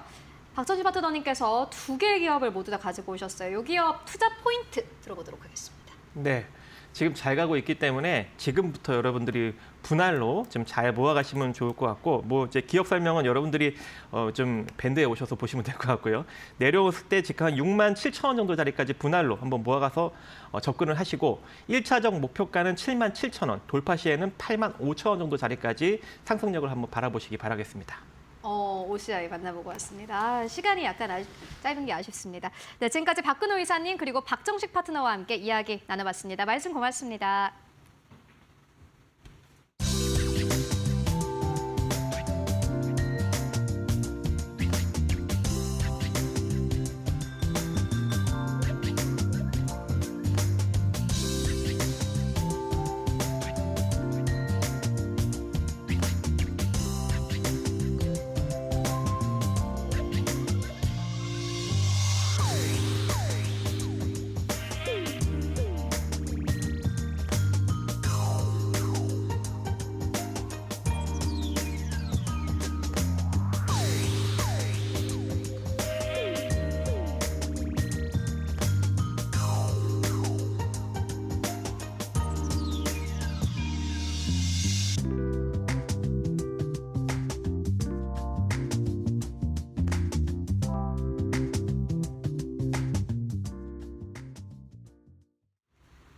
네, 마감 전략 세워보고 가도록 하겠습니다. SK증권 이천 PB센터로 가보도록 하겠습니다. 서용훈 차장 연결되어 있습니다. 안녕하십니까? 네, 안녕하세요. 네, 차장님 오늘 시장 마감 상황 어떻게 보고 계십니까? 네, 오늘 뭐 코스피, 코스닥 양시장 모두 상당히 좀 강하게 상승을 하는 모습들을 좀 보였습니다. 특히나 미국에서도 필라델피아 반도체 지수가 상승을 강하게 보인 만큼 오늘 우리나라 시장도 SK 하이닉스를 중심으로 한 반도체 섹터들의 강세가 특징이었다라고 볼 수 있겠고요. 제약바이오주들이 뭐 상당히 좀 함께 동반 상승하는 모습들이 나타나 줬습니다. 특히나 미국 같은 경우도 CPI 지표가 예상치에 좀 부합하는 흐름들이 나타나주면서 미국채가 좀 안정을 보였고 이로 인해서 오늘 외국인 수급들도 좀 들어오는 모습이었는데요. 코스피 지수에서 4,600억, 그다음 선물에서 4,700억 가량 좀 매수세가 좀 들어오는 모습이었습니다. 물론 미결제량을 봤을 때 미결제 증감률이 높지 않은 점을 감안해 보면 선물 시장에서의 외국인 수급이 네이키드 매수라고는 볼 수 없는 상황입니다. 그렇기 때문에 추세가 이어질 것이다라고 보기는 어렵다 하더라도 외국인 수급이 좀 들어왔다라는 것은 기정사실화이기 때문에 시장에서 2,500선에 대한 견고한 흐름들은 계속해서 좀 더 강해질 것으로 예상이 되고 있고요. 오늘 금통위에서도 금리 동결이 이루어졌습니다. 동결은 됐습니다만 2월 달에 인하 가능성이 상당히 높아졌다라는 점에서는 이러한 흐름들이 주식시장이 좀 우호적으로 작용을 했다라고 좀 볼 수가 있겠습니다. 네, 그렇다면은 오늘 시장에서 보시는 기업 있으실까요? 네, 일단은 JP모건 헬스케어 컨퍼런스가 있는 만큼 삼성 바이오로직스를 계속해서 좀 보고 있고요. JP모건 헬스케어에서 9년 연속 초청을 받으면서 특히나 메인 스티디움인 그랜드 볼륨에서 발표도 진행되고 있습니다. 그래서 여기에 따라 긍정적인 흐름들도 이어질 수 있을 것으로 예상이 되고 있고 최근 유럽에서 2조 원 규모의 초대형 CMO 관련된 공시도 나왔습니다. 물론 비밀 유지로 인해서 어떤 제약사인지는 나오진 않았습니다만 2조 원 규모인 만큼 작년 수주 금액의 40% 규모라고 볼 수 있겠고요. 이로써 유럽과 그다음에 미국, 아시아 시장에서 모두 CMO 수주가 계속해서 나오고 있다는 점을 감안해 보면 25년도 역시 성장세가 좀 이어질 수 있을 것으로 예상이 되는 만큼 삼성바이오로직스 지속적으로 좀 관심을 좀 가져보시는 게 좋지 않을까라고 생각을 하고 있습니다. 네, 제약바이오 안에서 삼성바이오로직스 지속적인 관심이 필요하다라는 의견으로 정리해보고 가도록 하겠습니다. 말씀 고맙습니다. 네, 감사합니다. 네, 목요일 국내 증시 장 마감 동시효과 구간에 들어와 있습니다. 마감의 기술 함께 하실 시간입니다. 이데일리온 곽유정 파트너 모셨습니다. 어서 오세요. 네, 안녕하세요. 자, 오늘 시장 1%대 강세로 양시장 동반 상승 마감이 예고되고 있습니다. 오늘 시장 어떠셨습니까? 오늘 국내 시장 정말 분위기 너무 좋았습니다. 대체로 이제 골고루 종목군들이 올라오긴 했는데요. 오늘 동아시아 이제 해외 지수 추이를 보니까 일본과 중국 지수 같은 경우에는 보합권대 움직임이었는데 우리 국내 지수는 양지수 모두 다 1%대 강세의 움직임을 보여줬거든요. 네. 전거래 이제 제가 CPI 이제 결과값 중요하다고 말씀을 드렸습니다. 다행히 예상치에 부합하게 나왔고 네. 전거래 이제 미증시도 본격적으로 이제 실적 시즌에 도래한다고 말씀을 드렸었는데 미국의 이제 금융 종목들 같은 경우도 실적이 잘 나와주게 되면서 미증시 상승세가 좀 더 강력하게 나오긴 했었거든요. 그래서 오늘 국내 증시 같은 경우에는 다행히 이 미증시의 낙수 효과 그대로 적용이 되는 그런 움직임이었다라고 볼 수 있을 것 같고요. 그렇기 때문에 오늘은 이제 전반적으로 이제 증시 흐름 봤을 때 업종 섹터 단에서도 태양광이나 화장품 섹터도 오늘 보니까 저가 매수세가 유입이 좀 강력하게 들어오긴 하더라고요. 그리고 이제 양자암호와 또 제약바이오 같은 경우에도 제약 지수가 오늘 3%대나 상승세가 나왔습니다. 네. 그래서 지금 오늘 전반적으로 이제 수급 동향 같은 경우에는 굉장히 좀 긍정적이었다라고 볼 수 있을 것 같고요. 그렇기 때문에 오늘은 외국인 순매수도 좀 강력하게 들어와준 모습을 볼 수가 있습니다. 전거래만 하더라도 외국인이 좀 이런 CPI 결과값에 대해서 좀 경계 심리를 갖는 듯한 그런 이제 모습들이 이제 수급상에서 비춰졌다고 제가 말씀을 드렸었거든요. 그래서 지금 시점에서는 그래도 다소 좀 안도하면서 가주려고 하는 그런 이제 움직임이 오늘 증시에서 전반적으로 좀 보여줬었던 그런 흐름이었다라고 볼 수 있을 것 같고요.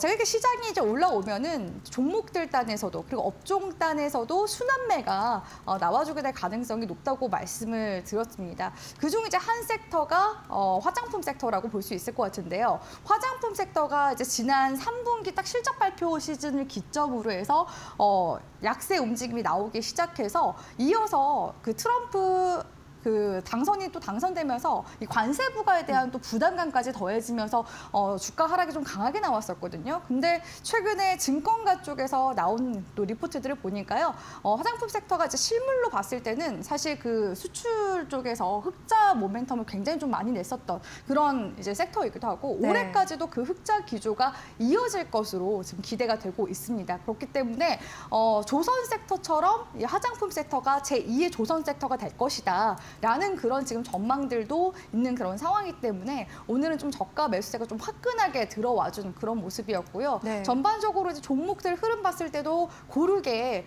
수급이 들어온 모습이 관측을 했었는데 아모레퍼시픽과 같은 이런 이제 브랜드 관련 기업부터 시작해서 ODM, OEM 관련 기업까지 골고루 이제 수급이 좀 붙어줬기 때문에 다시금 이제 추세 전환 좀 기대가 되는 그런 섹터가 저는 이제 화장품 섹터라고 보고 있긴 하고요.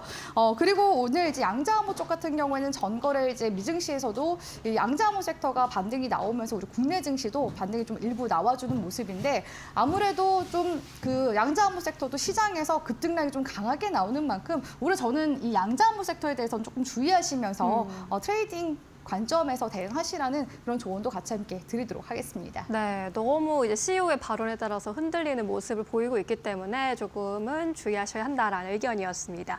코스피 지수 1%대 오름세 여전히 유지해주고 있고요. 현재 2,525포인트 지나가고 있습니다.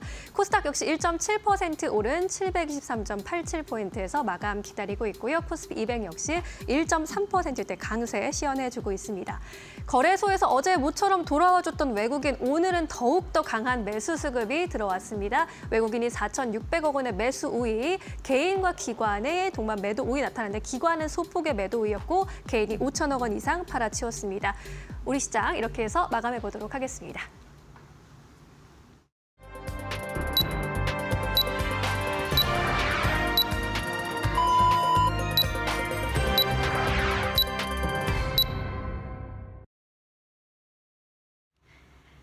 네, 1월 16일 목요일장 모두 다 마감이 됐습니다. 오늘은 2025년의 첫 한국은행의 금통위가 개최가 된 날이기도 했는데요. 금리는 결국에는 동결이 됐습니다. 한국은행 측에서는 환율 상황으로 인해서 금리를 동결한다라고 밝혔지만 앞으로 금리를 인하를 할 것이다라는 전망이 시장에 압도적으로 아주 우세하게 나왔고요. 이에 따라서 오늘 시장에서는 투자 심리가 이전보다는 확실히 살아나는 모습을 보여주기도 했습니다. 특히나 외국인 수급이 오늘 또 대량으로 들어왔고요. 오늘 하루에만 외국인 투자자들 코스피 안에서 4천억 원 넘게 담기도 했습니다. 이에 따라서 오늘 코스피가 이제 2,500선 위를 완전히 안착을 하게 했는데요. 그렇다면 오늘 시장 지수 마감 상황은 어떨까요? 지수 마감 상황 바로 만나보시죠. 네, 오늘 코스피 1.2% 넘게 급등했습니다. 2,527선, 보시다시피 달러에 대한 원화의 환율도 어제장 대비해서 조금 소폭 내려오면서 거래 마감했는데 1,460원대에서 56원대까지 다시 한번 하향되는 모습을 보여줬고요. 이에 따라서 오늘 외국인 수급이 긍정적이었습니다. 코스닥도 역시나 마찬가지로 주가 자체가 2% 가깝게 상승하면서 724선에서 종가를 형성했는데 코스피도 2,500선 위로 완전히 안착, 코스닥도 700선 위로 완전히 안착된 모습 현재 구간에서 만나보실 수 있습니다. 네, 그렇다면 오늘 시장 시가총액 1위권부터 5위권까지 흐름은 어땠을까요? 대형주들 바로 만나보시죠.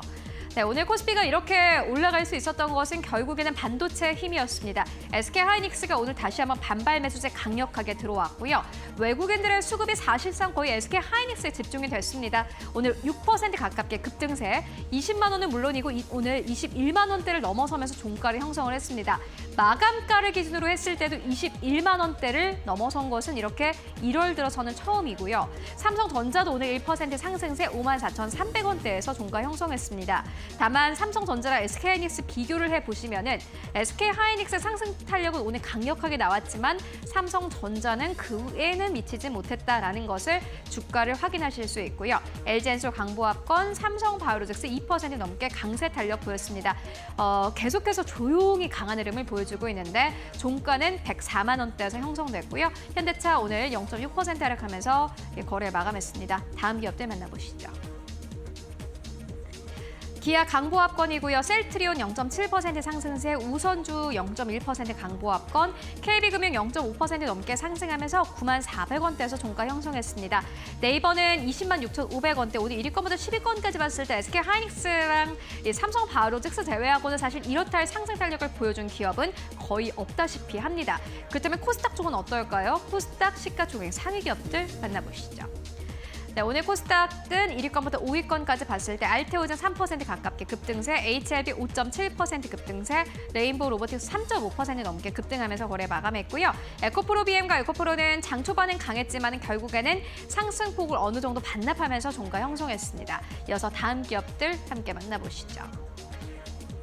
네, 6위권부터 10위권까지 3,000당지약이 오늘 9.3% 넘게 상승했는데 외국인과 기관의 수급이 강력하게 들어온 것이 특징이라고 할 수 있겠고요. 17만 1,500원대에서 종가 형성했습니다. 특히나 최근 들어서는 제약바이오 기업들이 하루하루 내놓는 공시라든지 이 연구 결과 발표에 따라서 주가 상승 탄력과 하락의 폭이 커지는 그러한 양상을 보여주고 있고요. 리가켄바이오도 오늘 시장에서 강했습니다. 4% 넘게 상승세, 종가 기준으로 했을 때도 12만 원대 넘어섰고 클래시스가 2% 가깝게 상승세 나왔고 엔캠 오늘 0.6% 상승했습니다. 다만 전체 지수 대비해서는 언더퍼폼이었고요. 휴젤도 1% 넘게 하락세 25만 8,500원대에서 결국에는 오늘 휴젤도 26만 원대를 하회하면서 거래를 마감했습니다. 오늘 1위권부터 10위권까지 봤을 때 이슈가 있는 바이오 기업들은 상승 탄력이 강력하게 나타나는 그러한 장으로 오늘 마감을 했습니다. 네, 지금까지 코스피 코스닥 마감 상황 함께 살펴보고 왔습니다. 네, 목요일 우리 양시장 기분 좋은 상승세로 마감해 주었습니다. 업종별로 살펴봤을 때 화장품주, 반도체, 기계, 소프트웨어 쪽에 오름세 돋보였고요. 제약, 바이오, 금융 쪽도 분위기 굉장히 좋았습니다. 이제 이번 주 하루 남아있는데 이러한 상승세 유지될 수 있을까요? 계속해서 투자 전략 세워보시죠. 내일은 어떤 전략으로 시장 좀 대비해보는 게 좋겠습니까? 아직까지는 이제 국내 증시가 오늘은 일단은 안도랠리격 상승세가 나왔다 하더라도 여전히 좀 불안한 건 사실이거든요. 아직까지 정치적 불확실성도 있는 그런 상황이기도 하고요. 네. 그럼에도 불구하고 오늘 이제 금통위 쪽에서 기준금리를 3.0%로 이제 일단은 동결을 했습니다. 지난해 10월과 11월 회의에서 이제 2회 연속 금리를 내린 후에 이번에는 이제 한 차례 유지를 한 것으로 보여지는데요. 일단은 미국 같은 경우에도 금리 인하 기조가 좀 매파적으로 바뀐 그런 부분들도 있고, 네. 우리나라 이제 국내 이제 사실 경제 상황이 좋지 않아서 인하를 하자라는 그런 목소리가 있긴 하지만 어느 정도 이제 미국의 금리와 아무래도 금리 차이가 많이 나다 보면은 국내 또 환율이 또 더 불안정하게 흘러가게 될 가능성이 높거든요. 최근에 우리 국내 이제 환율이 거의 1,480원대까지 올라갔습니다. 그러니까 금융위기 때 이제 1,500원대였었는데 거의 이와 비슷하게 올라가 있는 그런 상황이기 때문에 역시나 지금 통화 시장을 주목을 안 할 수가 없는 그런 상황이고요. 오늘은 어느 정도 이제 환율도 1,440원대까지 좀 내려가는 그런 모습을 보였으나 여전히 이제 반등을 하면서 1,456원대에서 마감이 지금 되려고 합니다. 그렇기 때문에 지금 환율이 여기서 만약에 또 추가적으로 시세가 나오게 된다면은 네. 여전히 우리 국내 증시에도 미칠 수 있는 악영향들이 다양하게 지금 존재하는 그런 상황이잖아요. 네. 그렇기 때문에 일단은 지금 시점에서 통화 시장 움직임이 좀 더 중요할 것 같다. 환율 움직임을 좀 주목을 해보자라고서 계속 말씀을 좀 드리고 싶고요. 그리고 지금 트럼프 취임식이 임박했습니다. 바로 다음 주 월요일에 트럼프 당선인의 취임식이 있다고 보시면 될 것 같은데요. 우리 국내 증시에서도 이 트럼프 트레이드 수혜 종목들이 최근 근래 들어서 상승세가 강하게 나오기도 했었습니다. 대표적으로 조선 섹터 같은 경우에도 트럼프 당선인이 우리 한국을 직접적으로 언급하면서 관련돼서 이제 교류를 본격적으로 해보고 싶다라는 그런 이제 우호적인 이야기를 하기도 했었고요. 또 지금 미국이 자국 우선주의를 또 내세우기도 하고 이제는 각자 도생의 시대이기 때문에 방산 섹터도 올 이제 상반기 또 다시 한 번 더 연초부터 반등 움직임이 나오기 시작했습니다. 그리고 그 외에도 인프라 관련 종목들도 근래 들어서 전력기기 관련 종목들이 다시금 또 부각되는 분위기인데다가 네. 우크라이나 지금 또 재건 관련 종목들에 대해서도 계속 관심도는 유효한 그런 상황이거든요. 다만 이러한 트럼프 트레이드 수혜 종목들이 일단은 취임식 이전에 단순히 좀 관심도가 지금 몰렸을 때 상승세가 나온 건지 이런 부분들을 좀 구별을 해내는 그런 시각이 좀 중요할 것 같고요. 막상 이제 또 취임식이 닥치고 나서 세론으로 차익 실현이 나올 수도 있는 그런 부분들도 지금 현재 존재하기 때문에 그 점에 대해서 우리 시청자분들이 지금 이제 종목들을 좀 장기로 끌고 감에 있어서도 좀 주의는 필요할 것 같다 이렇게 말씀드릴 수가 있을 것 같습니다. 그래서 네. 이런 관련 테마주에 따른 변동성은 당연히 좀 주의를 하시면서 가셔야 하지 않을까라고 이제 보고 있고요. 그러면서도 지금 일단은 국내 증시 증시가 차츰차츰 저점을 또 높여 나가고 있는 또 분위기잖아요. 아직까지는 증시가 하방 압력을 강하게 받는 것보다 상승으로 가는 데 있어서 증시에서 좀 우호적인 그런 환경이 계속 좀 펼쳐질 수 있는지 그런 부분들을 보는 게 좀 중요할 것 같고요. 여전히 우리 국내 증시는 저평가 메리트가 있는 장이기도 합니다. 제가 올 연초에 지금 뭐 글로벌 그런 이제 투자자들을 상대로 한 여론조사에서 우리 한국이 프랑스인가요? 아무튼 그 유럽 다음으로 저평가 메리트가 있는 저가 매수를 하기에 좋은 나라로 또 이렇게 또 지목이 됐다라는 점, 그런 점들을 미루어 봤을 때 우리 국내 증시 지금 시점에서 일단은 추가적인 하방 압력보다는 상승으로 가는 계속 모멘텀을 좀 찾아가보자, 이렇게 말씀을 드리고 싶고요. 아무래도 이렇게 지수가 또 상승세가 나오면 계속해서 이 경기 민감 섹터인 반도체, 또 제약바이오 이런 섹터들이 부각이 될 수밖에 없고,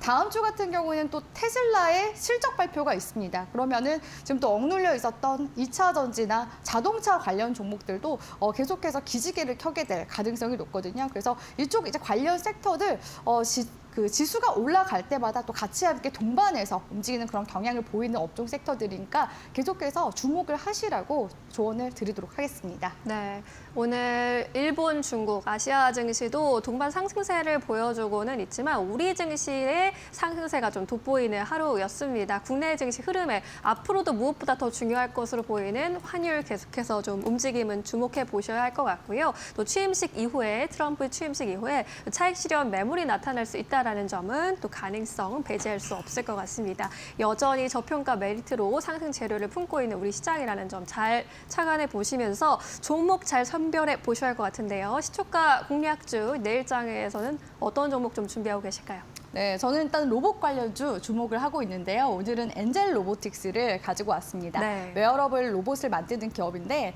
최근에 이제 로봇 관련 종목들이 시장에서 또다시 부각을 받고 있는 분위기입니다.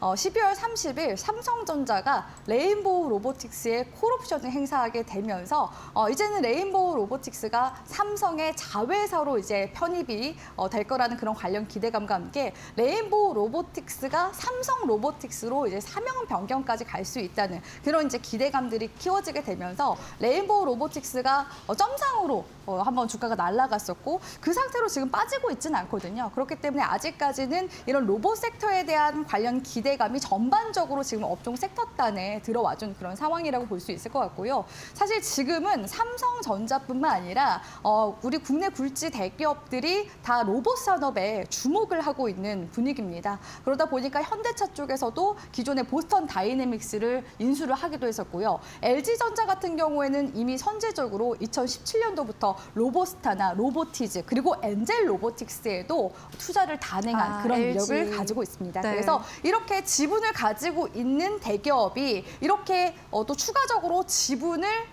확보를 해서 지금 레인보우 로보틱스처럼 이렇게 자회사로도 편입을 할 수 있다라는 그런 기대감이 살아있는 종목들이 시장에서 조금 더 부각이 될 가능성이 높다고 보고 있거든요. 네. 그런 관점에서 LG전자의 지분을 가지고 있는 로보티즈 역시도 시장에서 부각을 한번 크게 받았었기 때문에 엔젤 로보틱스 또한 2대 주주로 지금 LG전자가 있는 그런 상황이라서 충분히 또 수혜 기대감이 들어오지 않을까라고 보고 있습니다. 실제로 지금 엔젤 로보틱스의 지금 최대 주주 현황도 같이 함께 보도록 할 텐데요. 지금 지분율을 6.42% 정도 가지고 있기도 합니다. 엔젤 로보틱스 같은 경우에는 이제 웨어러블 분야에서 특히나 좀 두각을 나타내고 있는 그런 기업이라고 볼 수 있을 것 같은데요. 특히나 그 장애인들 같은 경우에는 이런 로봇이 굉장히 좀 많이 쓰임새가 도움을 많이 받을 수가 있거든요.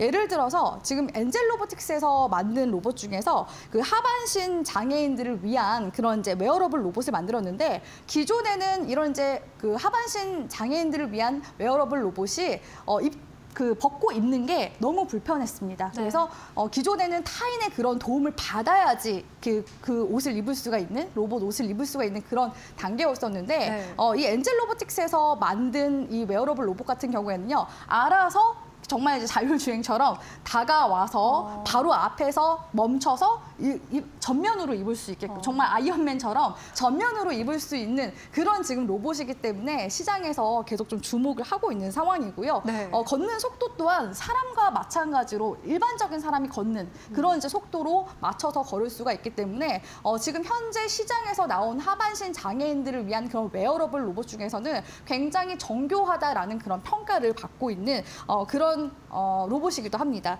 또한 국제 사이보그 올림픽에서도 2연패를 했었는데요. 기존에 이제 로봇 기술로 장애를 극복하자라는 그런 취지의 국제대회에서 2016년도에는 동메달을 땄었고 2020년도에는 금메달 땄었는데 작년에도 또다시 우승을 했습니다.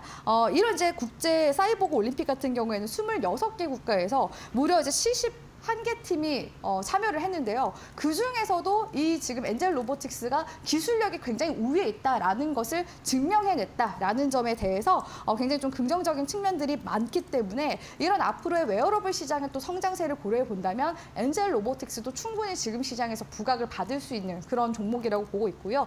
기술적으로 종목 대응 이제 하시게 된다라고 했을 때 일단 엔젤 로보틱스가 낙폭은 이미 다 나와준 상황입니다. 그리고 지지 구간이 지금 최근에 나와준 다음에 제가 봤을 때는 지금 현재 쌍바닥 흐름을 만들어 나가고 있는 중이라고 보여지거든요. 거기에다가 이제 이평선 같은 경우에도 정배열로 지금 만들어져 가고 있기 때문에 지금 추세 전환이 계속해서 상방으로 가지고 있는 중이라고 보고 있습니다. 그래서 기존에 좀 의미 있는 저지선 구간대라고 한다면 33,000원 구간대가 지금 강력한 또 상단 매물대거든요. 1차적으로 목표가 잡아가시고요. 단기 손절 구간은 25,500원 21선 구간대 기준으로 해서 잡아드리도록 하겠습니다. 네, 엔젤 로보틱스, LG전자가 지분을 보유하고 있는 기업이고요. 웨어러블 로봇 개발로 눈에 띄는 성과를 보여주고 있습니다. 무엇보다 기술력으로 인정을 받고 있는 기업이고 또 올해 큰 성장 기대되고 있는 로봇 섹터에서 눈여겨볼 만한 기업으로 꼽아봤습니다. 매수가 시초가 목표가 33,000원으로 대응해 보겠습니다. 오늘 말씀 여기까지 드릴게요. 고맙습니다.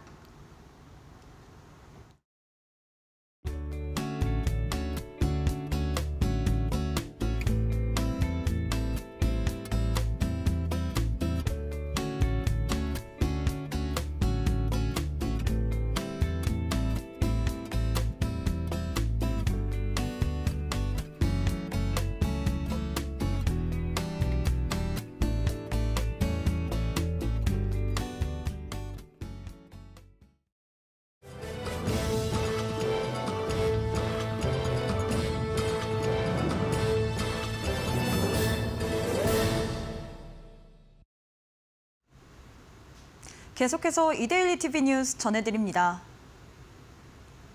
한국은행 금융통화위원회가 오늘 새해 첫 통화정책회의에서 기준금리를 연 3%로 유지했습니다. 이창용 한은총재는 지난해 4분기 경제성장률이 0.2%나 더 밑으로 내려갈 가능성이 있다고 밝혔습니다. 금통위는 동결 배경에 대해 정치적 리스크 확대로 성장의 하방 위험과 환율 변동성이 커졌다며 현재 금리 수준을 유지하면서 대내외 여건 변화를 좀 더 점검하는 것이 적절하다고 판단했다고 밝혔습니다. 금통위는 작년 10월과 11월에 기준금리 인하를 단행한 바 있습니다. 금통위가 잇따라 금리를 낮추는 것은 금융위기 당시 6차례 연속 인하 이후 처음으로 그만큼 경기와 성장 부진 징후가 뚜렷해졌기 때문으로 분석됩니다. 삼성바이오로직스가 올해 1분기부터 ADC 서비스를 제공한다고 밝혔습니다. 한미약품은 맞춤형 비만 치료제 개발 청사진을 내놨습니다.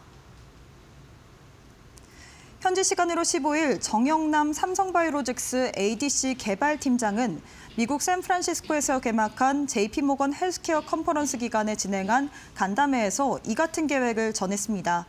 사업의 첫 발판으로는 삼성바이오로직스가 지난해 12월 기계적 완공을 마친 ADC 전용 생산시설이 지목됐으며 회사는 CDO 개발센터와 바이오 연구소를 중심으로 ADC 영역에서 핵심 기술을 확보해 비즈니스 포트폴리오를 확대해 나간다는 계획입니다. 최인영 한미약품 R&D 센터장은 같은 날 진행한 간담회에서 개별 비만 환자의 특성에 맞는 맞춤형 치료제를 개발하는 게 목표라고 밝히며 다수의 글로벌 기업으로부터 한미약품의 파이프라인이 큰 관심을 받고 있다고 설명했습니다. 우리금융지주가 금융당국에 동양생명보험과 ABL 생명보험에 대한 자회사 편입 심사를 신청했습니다.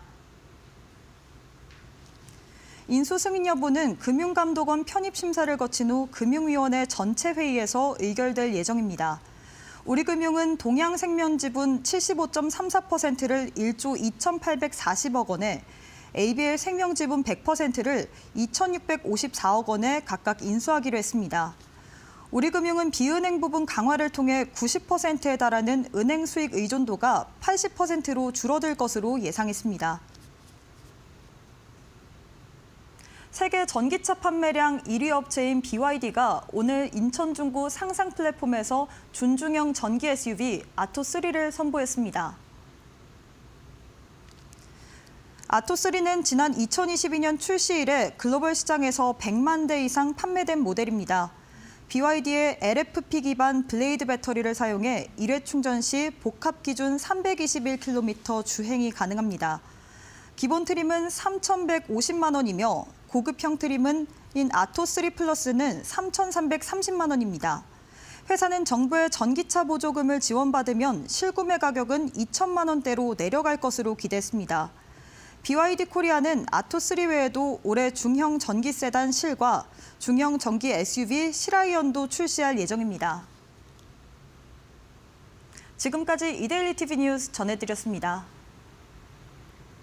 네, 오늘 저희가 준비한 소식은 여기까지입니다. 오늘 TSMC가 드디어 실적을 발표를 했는데 오늘 밤에 있을 뉴욕 증시에서는 과연 ADR이 어떤 반응을 보여줄지 함께 확인을 해보시는 게 좋을 것 같습니다. 네, 미국 국채금리의 동향도 계속해서 하락 기조를 탈지, 또 내일 우리 수급에는 어떤 영향을 줄지 여부도 관심 가져볼 만한 사안입니다. 저희는 내일 오후 2시에 더 유용한 정보 가지고 찾아뵙도록 하겠습니다. 네, 시청해주신 여러분 모두 고맙습니다.